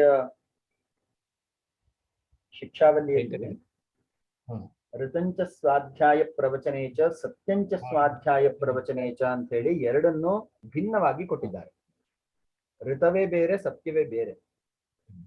ತ್ರೈಕಾಲಿಕ ಅಬಾಧ್ಯವಾದಂತಹ ಸತ್ಯವನ್ನ ಋತ ಶಬ್ದದಿಂದ ಕರೆದಿದ್ದಾರೆ ಮತ್ತು ರಿಲೇಟಿವ್ ಟ್ರುತ್ ಅಂತ ಹೇಳ್ತೀವಲ್ಲ. ಈಗ ಉದಾಹರಣೆಗೆ ಸೂರ್ಯ ಪೂರ್ವದಲ್ಲಿ ಹುಟ್ಟುತ್ತಾನೆ, ಸೂರ್ಯ ಪೂರ್ವದಲ್ಲಿ ಹುಟ್ಟುತ್ತಾನೆ ಅನ್ನೋದು ರಿಲೇಟಿವ್ ಟ್ರುತ್. ಅದು ರಿಲೇಟಿವ್ ಟ್ರುತ್ಗೆ ಏನಂತ ಕರಿಬಹುದು? ಸಾಪೇಕ್ಷ ಸತ್ಯ. ಸಾಪೇಕ್ಷ ಸತ್ಯ ಅಂತ ಹೇಳ್ಬೋದು. ಯಾಕಂದ್ರೆ ಸೂರ್ಯ ಏನು ಹುಟ್ಟುದಿಲ್ಲ, ಭೂಮಿ ತಿರುಗ್ತದೆ. ಸೊ ನಮ್ಮ ವ್ಯವಹಾರದಲ್ಲಿ ನಾವು ಸೂರ್ಯ ಪೂರ್ವದಲ್ಲಿ ಹುಟ್ಟುತ್ತಾನೆ, ಪಶ್ಚಿಮದಲ್ಲಿ ಮುಳುಗುತ್ತಾನೆ ಅಂತ ಹೇಳಿ ಸಾಪೇಕ್ಷ ಸತ್ಯವನ್ನ ನಾವು ಹೇಳ್ತೇವೆ. ಆದ್ರೆ ಋತ ಅನ್ನುವಂಥದ್ದು ಸಾರ್ವಕಾಲಿಕ ಸತ್ಯವಾದಂತಹ ವಿಚಾರಗಳು. ಆದ್ರಿಂದ ಅಲ್ಲಿ ಶಾಂಕರ ಭಾಷ್ಯದಲ್ಲಿ ಇದರ ಬಗ್ಗೆ ಈ 2 ವ್ಯತ್ಯಾಸವನ್ನ ಕೊಟ್ಟಿದ್ದಾರೆ. ಋತಂಚ ಸ್ವಾಧ್ಯಾಯ ಪ್ರವಚನೆ ಚ ಸತ್ಯಂಚ ಸ್ವಾಧ್ಯಾಯ ಪ್ರವಚನೆ ಚ, ಎರಡನ್ನೂ ಕೂಡ ಸ್ವಾಧ್ಯಾಯವನ್ನು ಮಾಡಬೇಕು ಮತ್ತು ಪ್ರವಚನವನ್ನು ಮಾಡಬೇಕು. ಅಂದ್ರೆ ಇಲ್ಲಿ ಸಾರ್ವಕಾಲಿಕ ಸತ್ಯದ ಬಗ್ಗೆಯೂ ಚಿಂತನೆಗಳನ್ನ ಮಾಡಬೇಕು, ಅಧ್ಯಾಪನಗಳನ್ನು ಮಾಡಬೇಕು. ಹಾಗೆಯೇ ತಾತ್ಕಾಲಿಕ ಸತ್ಯಗಳನ್ನ, ಸಾಪೇಕ್ಷ ಸತ್ಯಗಳನ್ನು ಕೂಡ ಅಧ್ಯಾಪನಗಳನ್ನು ಮಾಡಬೇಕು ಅನ್ನುವಂಥ ವಿಚಾರವನ್ನು ಅಲ್ಲಿ ಹೇಳಿದ್ದಾರೆ. ಇಲ್ಲಿ ಸಾರ್ವಕಾಲಿಕ ಸತ್ಯ ಅವನಿಗೆ ಋತಂ ಭರ, ಅವನು ಸಾರ್ವಕಾಲಿಕ ಸತ್ಯಗಳನ್ನ ತನ್ನದಾಗಿಸಿಕೊಳ್ತಾ ಇದ್ದಾನೆ. ಅಲ್ಲಿ ಅವನಿಗೆ ಸತ್ಯದ ಪ್ರಜ್ಞೆಯು ಉಂಟಾಗ್ತದೆ. ಸತ್ಯಮೇವ ವಿಭಕ್ತಿ ನಚ ತತ್ರ ವಿಪರ್ಯಾಸ ಜ್ಞಾನ ಗಂಧೋಪಿ ಅಸ್ತಿ. ವಿಪರ್ಯಾಸ ಅಂದ್ರೆ ವಿಪರ್ಯಯೋ ಮಿಥ್ಯಾಜ್ಞಾನ ಮತದ್ರೂಪ ಪ್ರತಿಷ್ಠಂ, ಒಂದನ್ನ ಮತ್ತೊಂದಾಗಿ ತಿಳಿದುಕೊಳ್ಳುವಂಥದ್ದು ವಿಪರ್ಯಯ. ಮಿಥ್ಯಾಜ್ಞಾನಂ, ವಿಪರ್ಯಯ ಅನ್ನೋ ಶಬ್ದದಿಂದ ಮಿಥ್ಯಾಜ್ಞಾನಂ ಅಂತ ಅರ್ಥೈಸ್ಕೊಳ್ಬೇಕು. ಈಗ ಮಿಥ್ಯಾಜ್ಞಾನಂ ಅಂದ್ರೆ ಯಾವುದು? ಪುರುಷನನ್ನ ಪ್ರಕೃತಿ ಅಂತಲೂ ಪ್ರಕೃತಿಯನ್ನ ಪುರುಷ ಅಂತಲೂ ವ್ಯವಹರಿಸುವಂಥದ್ದು ಲೌಕಿಕರಲ್ಲಿ ಸಹಜ. ಆದ್ರೆ ಇವನಿಗೆ ಆ ಸ್ಥಿತಿ ಮೀರಿರೋದ್ರಿಂದ ಇವನಿಗೆ ಪುರುಷನು ಚೇತನ, ಪ್ರಕೃತಿಯು ಜಡ ಎಂಬ ಆನುಭವಿಕ ಜ್ಞಾನ ಉಂಟಾಗ್ತದೆ. ಅಲ್ಲಿ ನಚ ತತ್ರ ವಿಪರ್ಯಾಸ ಜ್ಞಾನ ಗಂಧೋಪಿ ಅಸ್ತಿ, ಅಲ್ಲಿ ವಿಪರ್ಯಾಸದ ಲವಲೇಶವೂ ಕೂಡ ಉಳಿಯೋದಿಲ್ಲ. ಅಂತಹ ಒಂದು ಪರಿಶುದ್ಧ ಆತ್ಮಜ್ಞಾನವನ್ನ ಅವನು ಪಡೆಯುತ್ತಾನೆ. ತಥಾಚ ಉಕ್ತಂ ಆಗಮೇನ ಅನುಮಾನೇನ ಧ್ಯಾನಾಭ್ಯಾಸ ರಸೇನ ಚ ತ್ರಿಧಾ ಪ್ರಕಲ್ಪಯನ್ ಪ್ರಜ್ಞಾಂ ಯೋಗಂ ಲಭತೆ ಯೋಗಮುತ್ತಮಂ. ಆಗಮೇನ ಅನುಮಾನೇನ, ಈ ಅಧ್ಯಾತ್ಮದ ಪ್ರವೃತ್ತಿಯು ಇವನಿಗೆ ಮೊದಲು ಉಂಟಾಗುವಂಥದ್ದು ಆಗಮದಿಂದ. ಯಾಕಂದ್ರೆ ಪ್ರತ್ಯಕ್ಷೇಣ ಅನ್ವಿತ್ಯಾವ ಯಸ್ತೂಪಾಯೋ ನ ಬುಧ್ಯತೆ ಏನಂ ವಿದಂತಿ ವೇದೇನ ತಸ್ಮಾದ್ ವೇದಸ್ಯ ವೇದತ. ಸಾಯಣಾಚಾರ್ಯರು ವೇದ ಭೂಮಿಕೆಯಲ್ಲಿ, ಋಗ್ವೇದ ಭಾಷ್ಯ ಭೂಮಿಕೆಯಲ್ಲಿ ಮಾತನ್ನು ಹೇಳ್ತಾರೆ. ಪ್ರತ್ಯಕ್ಷ ಅನುಮಾನದಲ್ಲಿ ಯಾವ ವಿಚಾರಗಳು ಗೊತ್ತಾಗುವುದಿಲ್ವೋ ಅಂತಹ ಇಂದ್ರಿಯಾತೀತ ವಿಚಾರಗಳನ್ನು ತಿಳಿಸುವಂಥದ್ದು ವೇದ ಅಂತೇಳಿ ಅವರು ಅಲ್ಲಿ ಉಲ್ಲೇಖ ಮಾಡಿದ್ದಾರೆ. ಸೊ ಆಧ್ಯಾತ್ಮಿಕ ಪ್ರವೃತ್ತಿಗೆ ಮೂಲ ಕಾರಣ ಯಾವುದು? ಮೊದಲ ಕಾರಣ ಇಲ್ಲಿ ವೇದಗಳು. ಆಗಮೇನ ಅನುಮಾನೇನ, ಆಗಮ ಪ್ರಮಾಣದಿಂದ ಆದಂತಹ ವಿಚಾರಗಳನ್ನ ಇವನು ಲೌಕಿಕವಾಗಿಯೂ ಕೂಡ ಅನುಮಾನ ಮಾಡಿಕೊಳ್ಳಿಕ್ಕೆ ಪ್ರಯತ್ನ ಮಾಡ್ತಾನೆ. ಉದಾಹರಣೆಗೆ ಸರ್ವ ಕಾರ್ಯಜಾತಃ ಸಕರ್ತೃಕಃ ಕಾರ್ಯತ್ವಾತ್ ಘಟವತ್.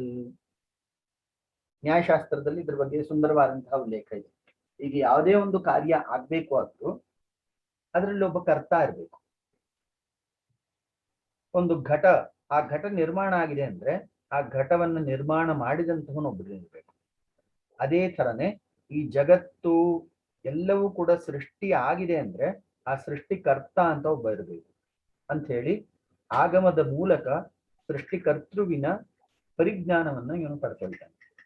ಸೊ ಆಗಮೇನ ಅನುಮಾನೇನ ಧ್ಯಾನಾಭ್ಯಾಸ ರಸೇನ ಚ, ಅವನು ಈಗಾಗಲೇ ಯೋಗಶಾಸ್ತ್ರ ಮುಂತಾದಂತಹ ಗ್ರಂಥಗಳಲ್ಲಿ ಹೇಳಿರುವ ಹಾಗೆ ಮತ್ತು ಗುರುಗಳ ಮಾರ್ಗನಿರ್ದೇಶನದಂತೆ ಅವನು ಧ್ಯಾನದಲ್ಲಿ ಮಗ್ನನಾಗ್ತಾ ಹೋಗ್ತಾನೆ. ಈ ಮೂರರ ಪ್ರಯತ್ನದಿಂದ ಆಗಮ, ಅನುಮಾನ ಮತ್ತು ಧ್ಯಾನ ತ್ರಿಧಾ ಪ್ರಕಲ್ಪಯನ್ ಪ್ರಜ್ಞಾಂ ಲಭತೆ ಯೋಗಮುತ್ತಮಂ. ಹೀಗೆ ಈ ಮೂರರ ಸಾಂಘಿಕ ಪ್ರಯತ್ನದಿಂದ ಅವನು ಉತ್ತಮಂ ಯೋಗಂ ಲಭತೆ, ಶ್ರೇಷ್ಠವಾದಂತಹ, ಇಲ್ಲಿ ಯೋಗ ಶಬ್ದಕ್ಕೆ ಸಮಾಧಿ ಅಂತ ಹೇಳಿಯೇ ಅರ್ಥ ಕೊಟ್ಟಿದ್ದಾರೆ. ಸಮಾಧಿಯನ್ನ ಅತಿ ಉತ್ಕೃಷ್ಟವಾದಂತಹ ನಿರ್ವಿಚಾರ ವೈಶಾರದ್ಯವನ್ನ, ಋತಂಭರ ಎಂಬ ಪ್ರಜ್ಞೆಯನ್ನ ಅವನು ಹೊಂದುತ್ತಾನೆ. ಹೀಗೆ ಹೊಂದಿದಂತಹ ಯೋಗಿಯು ಮತ್ತೆ ಬರುವುದಿಲ್ಲ, ಅವನಿಗೆ ನಸ ಪುನರಾವರ್ತತ ಇತಿ ಬ್ರಹ್ಮಸೂತ್ರದಲ್ಲಿ ಉಲ್ಲೇಖ ಇದೆ.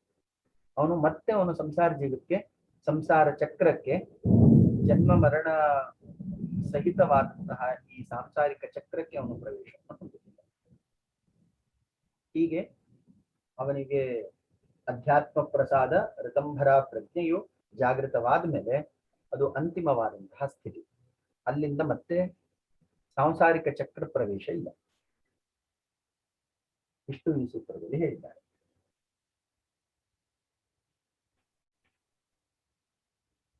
ಇಲ್ಲಿಗೆ ಋತಂಬರ ಅಂದ್ರೆ ಏನಾಯ್ತು? ಋತಂಬರ ಋತಂ ಬಿಭರ್ತಿ ಇದೆ ಋತಂಬರ.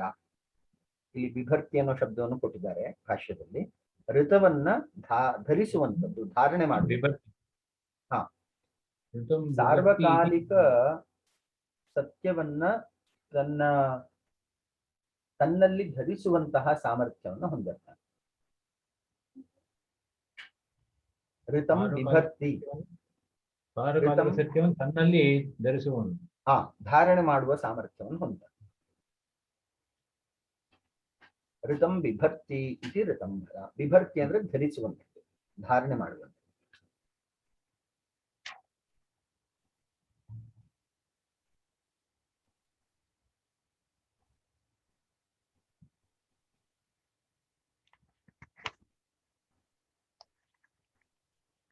ಇಲ್ಲಿ ಹರ್ಷಾನಂದರ ಪುಸ್ತಕದಲ್ಲಿ ಪೇಜ್ ನಂಬರ್ 65ರಲ್ಲಿ ಈ ಋತಂಬರ ಪ್ರಜ್ಞೆಯುಂಟಾದ ಅವಸ್ಥೆಯನ್ನೇ ಧರ್ಮ ಮೇಘಾದಿ ಸಮಾಧಿಗ ಎಂದು ಕರೆಯುತ್ತಾರೆ ಅಂತ ಕೊಟ್ಟಿದ್ದಾರೆ. ಅದನ್ನ ಸ್ವಲ್ಪ ಅಂಡರ್ಲೈನ್ ಮಾಡ್ತೇವೆ ಸರ್. ಧರ್ಮ ಮೇಘ ಸಮಾಧಿ. ಹಾ, ಧರ್ಮ ಮೇಘ ಸಮಾಧಿ ಅಂತ ಹೇಳಿ ಮುಂದೆ 2ನೇ ಅಧ್ಯಾಯದಲ್ಲಿ ಅದ್ರ ಬಗ್ಗೆ ಉಲ್ಲೇಖ ಇದೆ. ಧರ್ಮ ಮೇಘ ಸಮಾಧಿಯನ್ನ ಈ ವಿಷಯಕ್ಕೆ ಕರೀತಾರೆ. ಅಂದ್ರೆ ಇಲ್ಲಿ ನಮಗೆ ನಿರ್ವಿಕಲ್ಪಕ ಸಮಾಧಿ, ಹಾಗೆಯೇ ನಿರ್ಬೀಜ ಸಮಾಧಿ, ಋತಂಭರ ಪ್ರಜ್ಞಾ, ಅಧ್ಯಾತ್ಮ ಪ್ರಸಾದ, ಧರ್ಮ ಮೇಘ ಸಮಾಧಿ, ಈ ರೀತಿ 5 ಶಬ್ದಗಳು ಈಗ ನಮಗೆ ಪರಿಚಯ ಆಗಿದೆ. 5 ಶಬ್ದಗಳು ಒಂದೇ ಅರ್ಥವನ್ನೇ ಹೇಳ್ತವೆ. ಇದ್ರ ಬಗ್ಗೆ ವಚನ ವೇದದಲ್ಲಿ ರಾಮಕೃಷ್ಣ ಪರಮಹಂಸರು ಹೇಳ್ತಾರಲ್ಲ, ಹಾ, ಅದೇ ಒಂದು ಕತೆ ಹೇಳ್ತಾರಲ್ಲ, ದೃಷ್ಟಾಂತ. ಅವನು ಈ ಸಮಾಧಿ ಸ್ಥಿತಿಗೆ ಹೋಗುವಂತವನು ಕಡೆಯಲ್ಲಿ ಗೋಡೆ ಆಚೆ ಇದೆ ಅಂತ ನಮಗೆ ಕಾಣಿಸೋದಿಲ್ಲ, ಆದ್ರೆ ಗೋಡೆಯನ್ನ ಹತ್ತಿ ನೋಡುವಂಗೆ ಆ ಕಡೆ ಗೋಡೆಯ ಆ ಕಡೆ ಏನಿದೆ ಅಂತ ತಿಳಿಯುತ್ತೆ. ಆದ್ರೆ ಗೋಡೆಯ ಆ ಕಡೆ ದಾಟ್ದವನು ಎಂದಿಗೂ ಈ ಕಡೆ ಬರೋದಿಲ್ಲ ಅಂತ ಹೇಳ್ತಾರೆ. ಸರಿ ಸರಿ, ಅಲ್ಲಿ ಅವನು 2 ಸ್ಥಿತಿಯನ್ನ ನೋಡಿರುವವನು. ಹಾ, ಅವ್ರು 2 ಸ್ಥಿತಿ ಅವ್ರು ಅದಕ್ಕೆ ಹೇಳ್ತಾರೆ, ಗೋಡೆಯನ್ನು ದಾಟಿ ಹೋದವನು ಈ ಕಡೆ ಬರೋದಿಲ್ಲ ಮತ್ತೆ.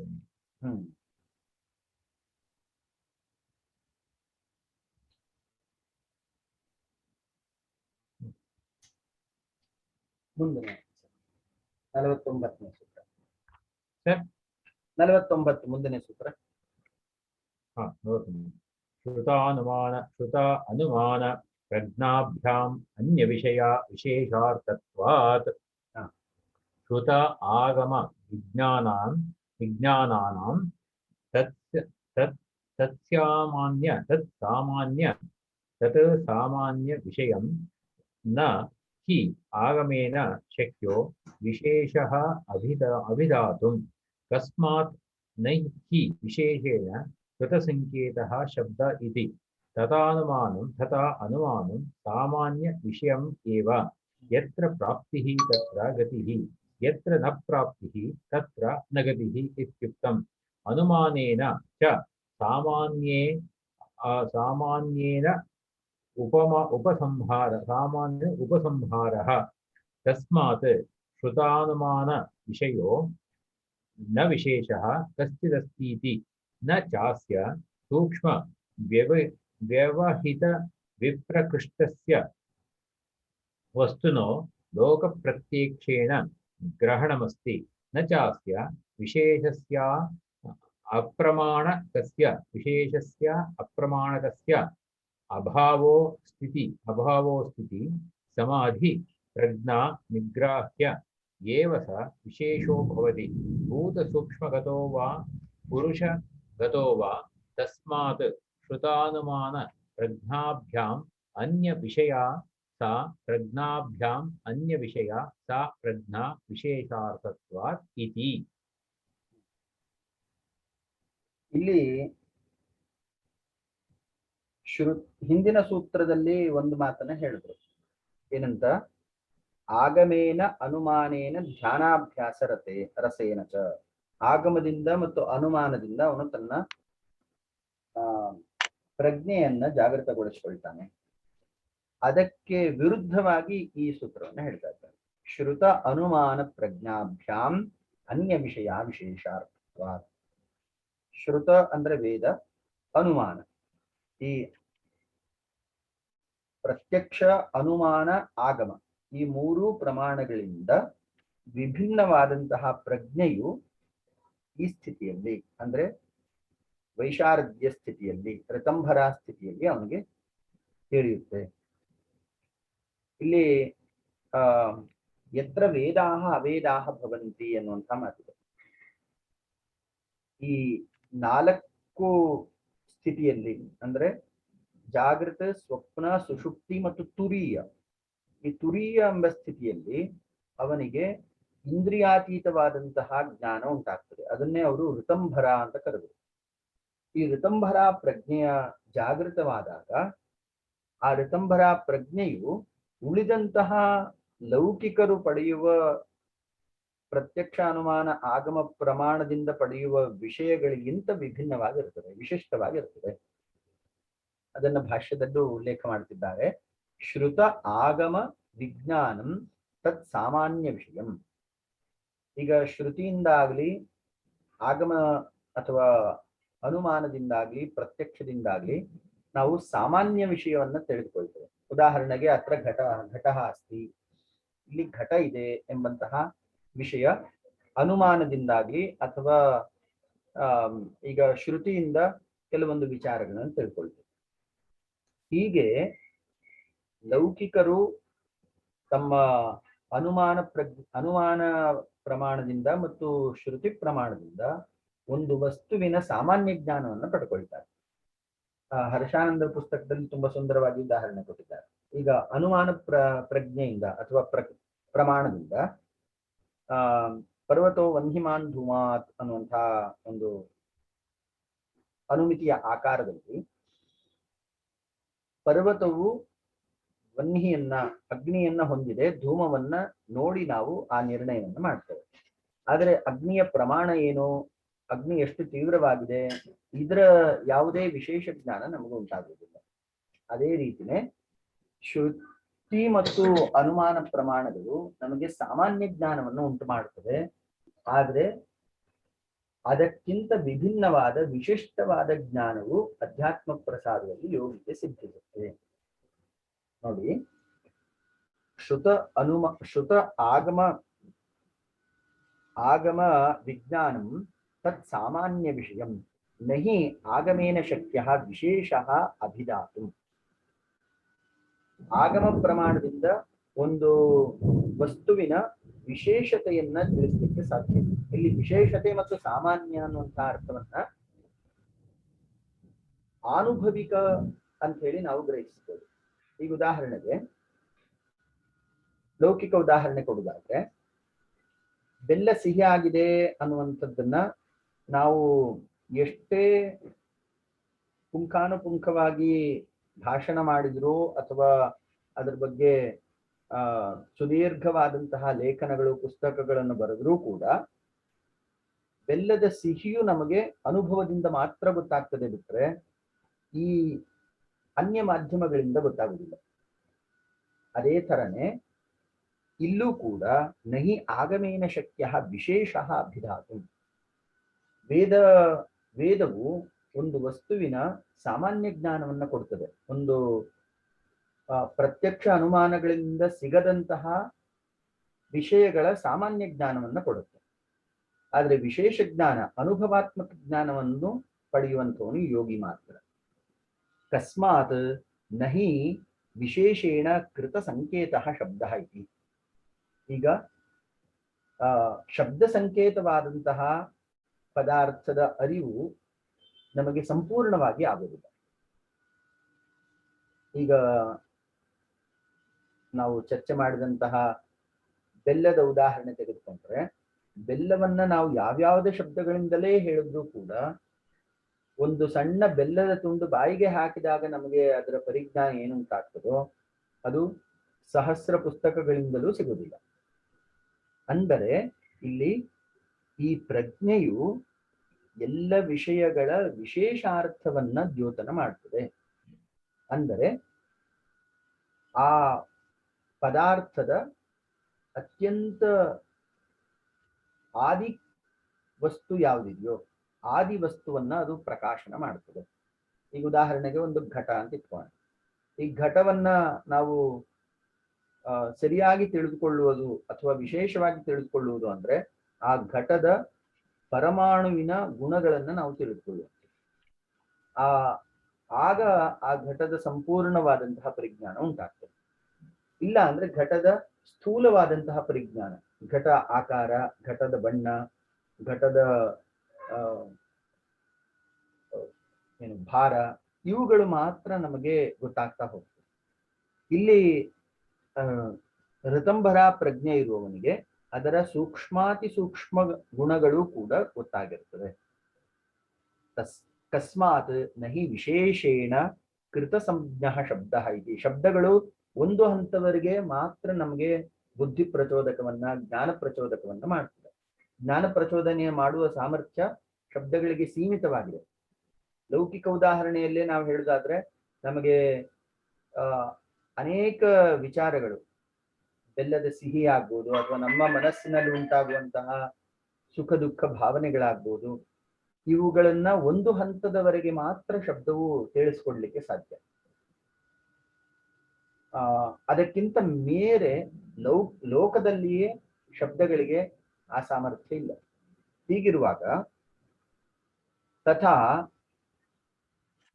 ಅನುಮಾನಂ ಸಾಮಾನ್ಯ ವಿಷಯಮೇವ, ಹಾಗೆ ಅನುಮಾನವು ಕೂಡ ಆ ವಿಷಯದ ಸಾಮಾನ್ಯ ಅಂಶವನ್ನು ಮಾತ್ರ ನಮಗೆ ತಿಳಿಸ್ಕೊಡ್ತದೆ, ವಿಶೇಷ ಅಂಶಗಳನ್ನ ತಿಳಿಸ್ಕೊಡ್ಲಿಕ್ಕೆ ಸಾಧ್ಯ ಇಲ್ಲ. ಲೋಕದಲ್ಲೇ ಹೀಗೆ ನಮ್ಗೆ ಅರಿವಾಗ್ತದೆ. ನಮ್ಮ ಅಥವಾ ಇನ್ನೊಬ್ಬರ ಭಾವನೆಗಳನ್ನ ನಾವು ಶಬ್ದಗಳಿಂದ ಅರ್ಥ ಮಾಡ್ಕೊಳ್ಳಿಕ್ಕೆ ಸಂಪೂರ್ಣವಾಗಿ ಸಾಧ್ಯ ಆಗುದಿಲ್ಲ. ಹಾಗೆಯೇ ಅಧ್ಯಾತ್ಮ ವಿಚಾರದಲ್ಲಿಯೂ ಕೂಡ ಯತ್ರ ವೇದಾಹ ವೇದಾಹ ಭವಂತಿ ಯತೋ ವಾಚೋ ನಿವರ್ತಂತೆ ಅಪ್ರಾಪ್ಯ ಮನಸಾ ಸಹ. ಯತಃ ವಾಚಃ ನಿವರ್ತಂತೆ, ವಾಕ್ ಅಲ್ಲಿವರೆಗೆ ಪ್ರಸಾರಣ ಮಾಡ್ತದೆ, ಆದ್ರೆ ಅದ್ರ ಮುಂದೆ ಸಾಧನೆಯಿಂದ ಸಿದ್ಧಿ, ಸಿದ್ಧಿಯಿಂದ ಅವನಿಗೆ ಜ್ಞಾನ. ಹೀಗೆ ವಾಕಿಗೂ ಕೂಡ ಸಂಪೂರ್ಣವಾಗಿ ಎಲ್ಲ ವಿಷಯಗಳನ್ನ ತಿಳಿಸುವ ಸಾಮರ್ಥ್ಯ ಇಲ್ಲ. ತಥಾ ಅನುಮಾನ ಸಾಮಾನ್ಯ ವಿಷಯಮೇವ ಯತ್ರ ಪ್ರಾಪ್ತಿ ತತ್ರ ಯತ್ರ ನ ಪ್ರಾಪ್ತಿ ತತ್ರ ನ ಗತಿ ಇತ್ಯುಕ್ತಂ. ಎಲ್ಲಿವರೆಗೆ ಸಾಧ್ಯ ಆಗ್ತದೆ ಅನುಮಾನಕ್ಕೆ? ಯತ್ರ ಪ್ರಾಪ್ತಿ ತತ್ರ ಗತಿ. ನಮ್ಮ ಅನುಮಾನ ಎಲ್ಲಿಯವರೆಗೆ ನಾವು ಅನುಮಾನ ಮಾಡಬಹುದು, ಎಲ್ಲಿಯವರೆಗೆ ನಮಗೆ ಅನುಮಾನಕ್ಕೆ ಅವಕಾಶ ಇದೆಯೋ ಅಲ್ಲಿಯವರೆಗೆ ಅನುಮಾನ ಮಾಡಬಹುದು. ಅದಕ್ಕೆ ಮೇಲೆ ಅನುಮಾನ ಪ್ರಮಾಣದಿಂದ ನಮಗೆ ಸಾಧ್ಯ ಆಗುದಿಲ್ಲ. ಈಗ ಉದಾಹರಣೆಗೆ ಪ್ರತ್ಯಕ್ಷ ಪ್ರಮಾಣ ಅಂತ ಇಟ್ಕೋಣ. ಪ್ರತ್ಯಕ್ಷ ಪ್ರಮಾಣ ನಮಗೆ ಎಲ್ಲಿವರೆಗೂ ಜ್ಞಾನ ದೀಪಕವಾಗಿರುತ್ತದೆ? ಪ್ರತ್ಯಕ್ಷದ ಸಾಮರ್ಥ್ಯ ಎಲ್ಲಿವರೆಗೆ ಇದೆಯೋ ಅಲ್ಲಿವರೆಗೆ. ಉದಾಹರಣೆಗೆ ನಮ್ಮ ಕಿವಿ 2 ಡೆಸಿಬಲ್ ಅಂತ ಕರೀತಾರೆ, 2 ರಿಂದ 20 ಹಾಗೇನೋ ಒಂದಷ್ಟು ಡೆಸಿಬಲ್ ಅಷ್ಟನ್ನ ಮಾತ್ರ ಗ್ರಹಿಸ್ಬೋದು. ಅದಕ್ಕಿಂತ ಕಡಿಮೆ ಆದ್ರೂ ಗ್ರಹಿಸ್ಲಿಕ್ಕಿಲ್ಲ, ಅದಕ್ಕಿಂತ ಜಾಸ್ತಿ ಆದ್ರೂ ಗ್ರಹಿಸುವುದಿಲ್ಲ. ಸೊ ಇಂದ್ರಿಯಗಳಿಗೆ ಮಿತಿ ಇರ್ತದೆ. ಈಗ ನಮ್ಮ ಕಣ್ಣು ಅತಿ ಸೂಕ್ಷ್ಮವಾದಂತಹ ವಸ್ತುವನ್ನು ಗ್ರಹಿಸುವುದಿಲ್ಲ, ಒಂದು ಹಂತಕ್ಕಿಂತ ಮೇಲೆ ಅಥವಾ ದೂರದಲ್ಲಿರುವಂತಹ ವಸ್ತುವನ್ನು ಗ್ರಹಿಸುವುದಿಲ್ಲ. ಮತ್ತು ಹತ್ತಿರ ಇರುವಂತಹ ವಸ್ತುಗಳು ಅವುಗಳ ಸೂಕ್ಷ್ಮ ವಿಷಯಗಳನ್ನು ಗ್ರಹಿಸುವುದಿಲ್ಲ. ಹೀಗೆ ಎಲ್ಲ ಇಂದ್ರಿಯಗಳಿಗೂ ತನ್ನದೇ ಆದಂತಹ ಮಿತಿ ಇದೆ. ಹಾಗೆಯೇ ಅನುಮಾನಕ್ಕೂ ಕೂಡ ಮಿತಿ ಇದೆ. ನೋಡಿ, ಯತ್ರ ಪ್ರಾಪ್ತಿ ತತ್ರ ಗತಿ ಯತ್ರ ನ ಪ್ರಾಪ್ತಿ ತತ್ರ ನ ಗತಿ ಇತ್ಯುಕ್ತಂ. ಈಗ ಆತ್ಮನ ಉಪಸ್ಥಿತಿಯಲ್ಲಿ ಅನುಮಾನ ಎಷ್ಟು ಮಟ್ಟಿಗೆ ಸಹಕಾರಿಯಾಗಬಹುದು ಅಷ್ಟು ಮಾತ್ರ. ಅದನ್ನು ಮೀರಿ ಸಾಧಕನು ತನ್ನ ಸಾಧನೆಯ ಮೂಲಕವೇ ಸಿದ್ಧಿಯನ್ನು ಪಡ್ಕೊಳ್ಬೇಕಾಗ್ತದೆ. ಅನುಮಾನೇನ ಚ ಸಾಮಾನ್ಯೇನ ಉಪಸಂಹಾರ. ಈ ಅನುಮಾನ ಪ್ರಮಾಣವು ಸಾಮಾನ್ಯ ಜ್ಞಾನವನ್ನ ಕೊಡುತ್ತದೆ. ಈ ಹಿಂದೆ ಚರ್ಚೆ ಮಾಡಿದ ಹಾಗೆ ಪರ್ವತೋವನ್ಯಮಾನ್ ಧೂಮಾತ್ ಎಂಬಲ್ಲಿ ಧೂಮದ ಪ್ರಮಾಣ ಮತ್ತು ವನ್ಹಿಯ ಪ್ರಮಾಣ ಎಷ್ಟಿರ್ತದೆ, ಧೂಮವನ್ನ ನಾವು ನೋಡಿ ವನ್ಹಿಯ ಪ್ರಮಾಣ ಎಷ್ಟಿರ್ತದೆ, ಅದರ ತೀವ್ರತೆ ಹೇಗೆ, ಅದು ಎಷ್ಟು ವ್ಯಾಪಿಸಿದೆ, ಈ ಯಾವ ಅಂಶಗಳು ಕೂಡ ಸೂಕ್ಷ್ಮಾತಿ ಸೂಕ್ಷ್ಮ ಅಂಶಗಳು ನಮಗೆ ಗೊತ್ತಾಗುತ್ತೆ. ವನ್ಹಿ ಇದೆ ಅನ್ನುವಂತಹ ಅನುಮಾನವನ್ನು ಮಾತ್ರ ಮಾಡಬಹುದು.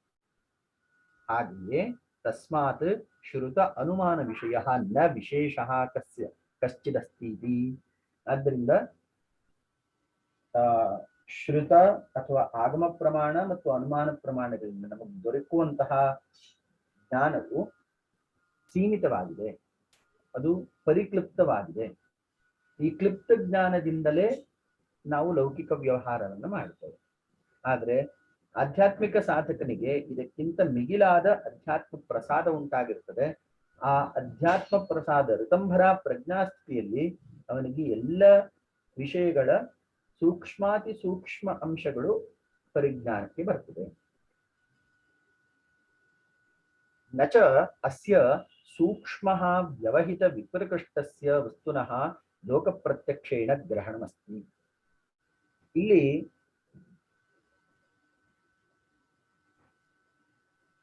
ಈಗಾಗಲೇ ನಾವು ಚರ್ಚೆ ಮಾಡಿದ ಹಾಗೆ ನಚ ಅಸ್ಯ ಸೂಕ್ಷ್ಮ ವ್ಯವಹಿತ ವಿಪ್ರಕೃಷ್ಟಸ್ಯ ವಸ್ತುನಃ ಲೋಕ ಪ್ರತ್ಯಕ್ಷೇಣ ಗ್ರಹಣಮಸ್ತಿ. ಲೋಕ ಪ್ರತ್ಯಕ್ಷದಲ್ಲೂ ಕೂಡ ಅಂದ್ರೆ ಜೀವಿಗಳಿಗೆ ಸೂಕ್ಷ್ಮವಾದಂತಹ ವಿಷಯಗಳು ನಮಗೆ ಅತಿ ಸೂಕ್ಷ್ಮವಾದಂತಹ ವಿಷಯಗಳು ಕಣ್ಣಿಗೆ ಬೀಳುವುದಿಲ್ಲ. ಹಾಗೆಯೇ ವ್ಯವಹಿತಸ್ಯ ತುಂಬಾ ದೂರ ಇರುವಂತಹ, ವಿಪ್ರಕೃಷ್ಟ ಅಂದ್ರೆ ದೂರ ಇರುವಂತದ್ದು, ವ್ಯವಹಿತ ಅಂದ್ರೆ ಯಾವುದೋ ಒಂದು ವಸ್ತುವಿನಿಂದ ಅಡ್ಡಲಾಗಿರುವಂತಹ ಪದಾರ್ಥ. ಉದಾಹರಣೆಗೆ ನಮ್ಮ ಕಣ್ಣಿನ ಎದುರುಗಡೆ ಒಂದು ಗೋಡೆ ಇದ್ರೆ ಆ ಗೋಡೆಯ ಹಿಂದೆ ಇರುವಂತಹದ್ದು ವಿಚಾರ ನಮಗೆ ಗೊತ್ತಾಗುತ್ತೆ. ಇದು ವ್ಯವಹಿತ. ವ್ಯವಹಿತ ಅಂದ್ರೆ ತಡೆ ಒಡ್ಡಲ್ಪಟ್ಟಂತಹ ವಿಚಾರ. ಈ ವಿಚಾರಗಳು ಸೂಕ್ಷ್ಮ ವ್ಯವಹಿತ ವಿಪ್ರಕೃಷ್ಟಸ್ಯ ವಸ್ತುನಃ ಲೋಕ ಪ್ರತ್ಯಕ್ಷೇಣ ಗ್ರಹಣಮಸ್ತಿ. ಲೌಕಿಕವಾಗಿಯೂ ಕೂಡ ನಾವು ಇಂದ್ರಿಯಗಳ ಮೂಲಕ ಒಂದು ಹಂತದವರೆಗೆ ಗ್ರಹಿಸ್ತೇವೆ. ನಮ್ಮ ಕಣ್ಣು ಎದುರಿಗೆ ಇದ್ರೂ ಕೂಡ ಸೂಕ್ಷ್ಮ ಜೀವಿಗಳು ಕಂಡು ಬರೋದಿಲ್ಲ. ಈಗಂತೂ ಕೊರೋನಾ ವೈರಸ್ ಎಲ್ಲ ಕಡೆ ಇದೆ ಅಂತ ಹೇಳ್ತಾರೆ, ಎಲ್ಲಿದೆ ಅಂತ ಯಾರಿಗೂ ಗೊತ್ತಿಲ್ಲ. ಇಷ್ಟೆಲ್ಲ ವೈಜ್ಞಾನಿಕ ಪ್ರಗತಿ ಹೊಂದಿದ್ರೂ ಕೂಡ ಅನೇಕ ವಿಷಯಗಳು ಇನ್ನೂ ಅಜ್ಞಾತವಾಗಿಯೇ ಉಳ್ಕೊಂಡಿದೆ. ನಚ ಅಸ್ಯ ವಿಶೇಷಸ್ಯ ಅಪ್ರಮಾಣಕಸ್ಯ ಅಭಾವಃ ಅಸ್ತೀತಿ ಸಮಾಧಿ ನಿರ್ಗ್ರಾಹ್ಯಃ ಏವ ಸಹ ವಿಶೇಷೋ ಭವತಿ. ಸಮಾಧಿ ನಿರ್ಗ್ರಾಹ್ಯಃ ಏವ ಸಹ ವಿಶೇಷೋ ಭವತಿ. ಆದ್ರೆ ಈ ವಿಷಯಗಳು ಯಾರಿಗೂ ಗೊತ್ತಾಗುವುದಿಲ್ಲ ಅಂತಲ್ಲ, ಸೂಕ್ಷ್ಮವಾದಂತಹ ವಿಷಯಗಳನ್ನ ಗ್ರಹಿಸುವ ಸಾಮರ್ಥ್ಯ ಯೋಗಿಗೆ ಇರ್ತದೆ. ವಿಪ್ರಕೃಷ್ಟವಾದಂತಹ ವಿಷಯಗಳು ಅಂದ್ರೆ ತುಂಬಾ ದೂರದಲ್ಲಿ, 100 ಕಿಲೋಮೀಟರ್ ದೂರದಲ್ಲಿ ಆಗುವಂತಹ ವಿಷಯಗಳನ್ನ ಅವನು ತನ್ನ ಮನಸ್ಸಿನಿಂದ ಗ್ರಹಿಸುವ ಸಾಮರ್ಥ್ಯವನ್ನು ಹೊಂದಿರ್ತಾನೆ. ನಚ ಅಸ್ಯ ವಿಶೇಷಸ್ಯ ಅಪ್ರಮಾಣಕಸ್ಯ, ಯಾವುದೇ ಪ್ರಮಾಣಗಳಿಂದ, ಪ್ರತ್ಯಕ್ಷ ಅನುಮಾನ ಆಗಮ ಪ್ರಮಾಣಗಳಿಂದ ಸಿಗದಂತಹ ಈ ವಿಚಾರಗಳನ್ನ ಅಭಾವ ಅಸ್ತಿ ಇತಿ ಸಮಾಧಿ ಪ್ರಜ್ಞಾ ನಿರ್ಗ್ರಾಹ್ಯ ಏವ ಸಹ ವಿಶೇಷೋ ಭವತಿ. ಅಂತಹ ಸೂಕ್ಷ್ಮ ವಿಷಯಗಳನ್ನು ಕೂಡ ಸಮಾಧಿ ಪ್ರಜ್ಞೆಯಿಂದ ತಿಳಿದುಕೊಳ್ಳಲಿಕ್ಕೆ ಸಾಧ್ಯ ಇದೆ. ಅಂದ್ರೆ ಈ 3 ಪ್ರಮಾಣಗಳು ಅಂತ ಯೋಗಶಾಸ್ತ್ರ ಒಪ್ಪಿಕೊಂಡರೂ ಕೂಡ ಆಧ್ಯಾತ್ಮಿಕ ಪ್ರಮಾಣವನ್ನ ಯೋಗಿಗಳು ಬಳಸಿಕೊಳ್ಳಬಹುದು. ಲೌಕಿಕರಿಗೆ 3 ಪ್ರಮಾಣಗಳು, ಪ್ರತ್ಯಕ್ಷ ಅನುಮಾನ ಆಗಮ ಪ್ರಮಾಣಾನಿ ಅಂತ ಹೇಳಿರುವಂಥದ್ದು ಲೌಕಿಕರಿಗೆ ಹೊರತು ಈ ಋತಂಭರ ಪ್ರಜ್ಞಾ ಸ್ಥಿತಿಯನ್ನು ತಲುಪಿದವರಿಗೆ ಈ ಪ್ರತ್ಯಕ್ಷ ಅನುಮಾನ ಆಗಮ ಪ್ರಮಾಣಗಳಿಗಿಂತ ಮೀರಿದಂತಹ ಋತಂಭರ ಪ್ರಜ್ಞೆಯು ಪ್ರಮಾಣವಾಗಿರ್ತದೆ. ಭೂತ ಸೂಕ್ಷ್ಮಗತಃ ವಾ ಪುರುಷಗತೋ ವಾ, ಅವನಿಗೆ ಭೂತ ಸೂಕ್ಷ್ಮ ವಿಷಯದಲ್ಲಿ ಆಗಲಿ ಅಥವಾ ಪುರುಷನ ವಿಷಯದಲ್ಲಿ ಆಗಲಿ ವಿಶೇಷವಾದಂತಹ ಜ್ಞಾನ ಹೊಂದಲಿಕ್ಕೆ ಸಾಧ್ಯ ಇದೆ. ತಸ್ಮಾತ್ ಶ್ರುತ ಅನುಮಾನ ಪ್ರಜ್ಞಾಭ್ಯಾಂ ಅನ್ಯ ವಿಷಯ ಸಾ ಪ್ರಜ್ಞಾಭ್ಯಾಂ ಅನ್ಯ ವಿಷಯ. ಇಲ್ಲಿ ಯಾಕೆ 2 ಸಲ ಬಂತಲ್ಲ? ತಸ್ಮಾತ್ ಶ್ರುತಾನುಮಾನ ಪ್ರಜ್ಞಾಭ್ಯಾಂ ಅನ್ಯ ವಿಷಯ ಸಾ ಪ್ರಜ್ಞಾಭ್ಯಾಂ ಅನ್ಯ ವಿಷಯ. ಪ್ರಾಯಶಃ ಇಲ್ಲಿ ಪ್ರಜ್ಞಾಭ್ಯಾಂ ಅನ್ಯ ವಿಷಯ ಅನ್ನುವಂಥದ್ದು ಸಾ ಅಲ್ಲಿವರೆಗೆ ರಿಪೀಟ್ ಆಗಿದೆ ಅಂತ ಕಾಣುತ್ತೆ. ಒಂದ್ಸಲ ಇದ್ರಲ್ಲಿ ನೋಡೋಣ, ಯಾಕಂದ್ರೆ ಅಲ್ಲಿ ಜೇರುಕ್ತಿ ಹಾಗೆ ಕಾಣ್ತಾ ಇದೆ. ಶ್ರುತಾನುಮಾನ ಪ್ರಜ್ಞಾಭ್ಯಾಂ ಅನ್ಯ ವಿಷಯ ವಿಶೇಷಾರ್ಥತ್ವಾತ್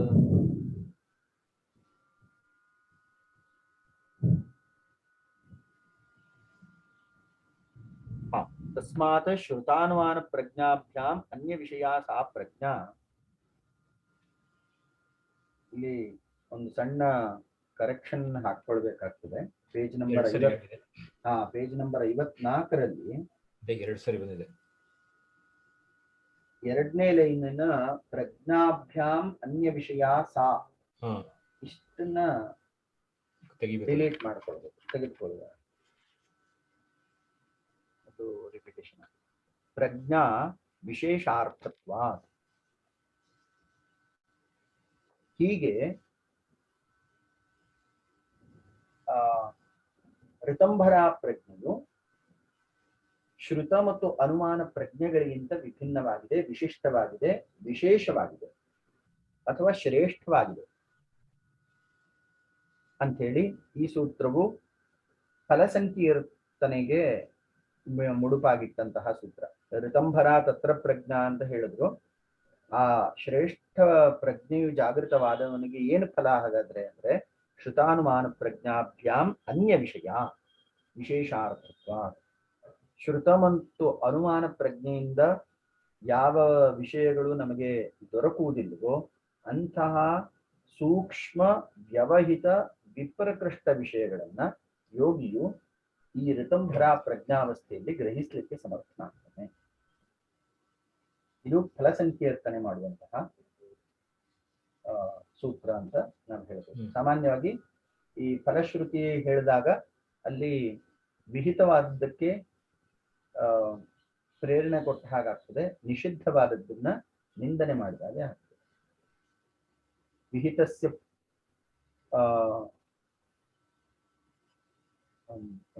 ಸ್ತುತಿ, ವಿಹಿತಸ್ಯ ಸ್ತುತಿ ನಿಷೇಧಸ್ಯ ನಿಂದ. ಈ ಎರಡರಿಂದ ಯಾವುದು ಮಾಡಬೇಕು ಯಾವುದು ಮಾಡಬಾರದು ಅನ್ನೋದರ ಪರಿಜ್ಞಾನ ಉಂಟ.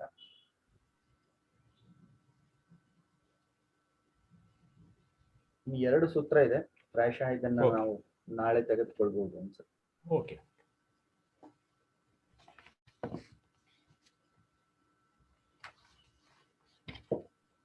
S sir. ಯೋಗೇನ ಚಿತ್ತಸ್ಯ ಪದೇನ ವಾಚಾಂ ಬಲಂ ಶರೀರಸ್ಯ ಚ ವೈದ್ಯಕೇನ ಯೋಪಾಕರೋತ್ತಂ ಪ್ರವರಂ ಮುನೀನಾಂ ಪತಂಜಲಿಂ ಪ್ರಾಂಜಲಿರಾನತೋಸ್ಮಿ. ಸರ್ ಆರೋಗ್ಯನ ನಡೀತದೆ. ಎಲ್ಲೂ ಹೋಗಲ್ಲ.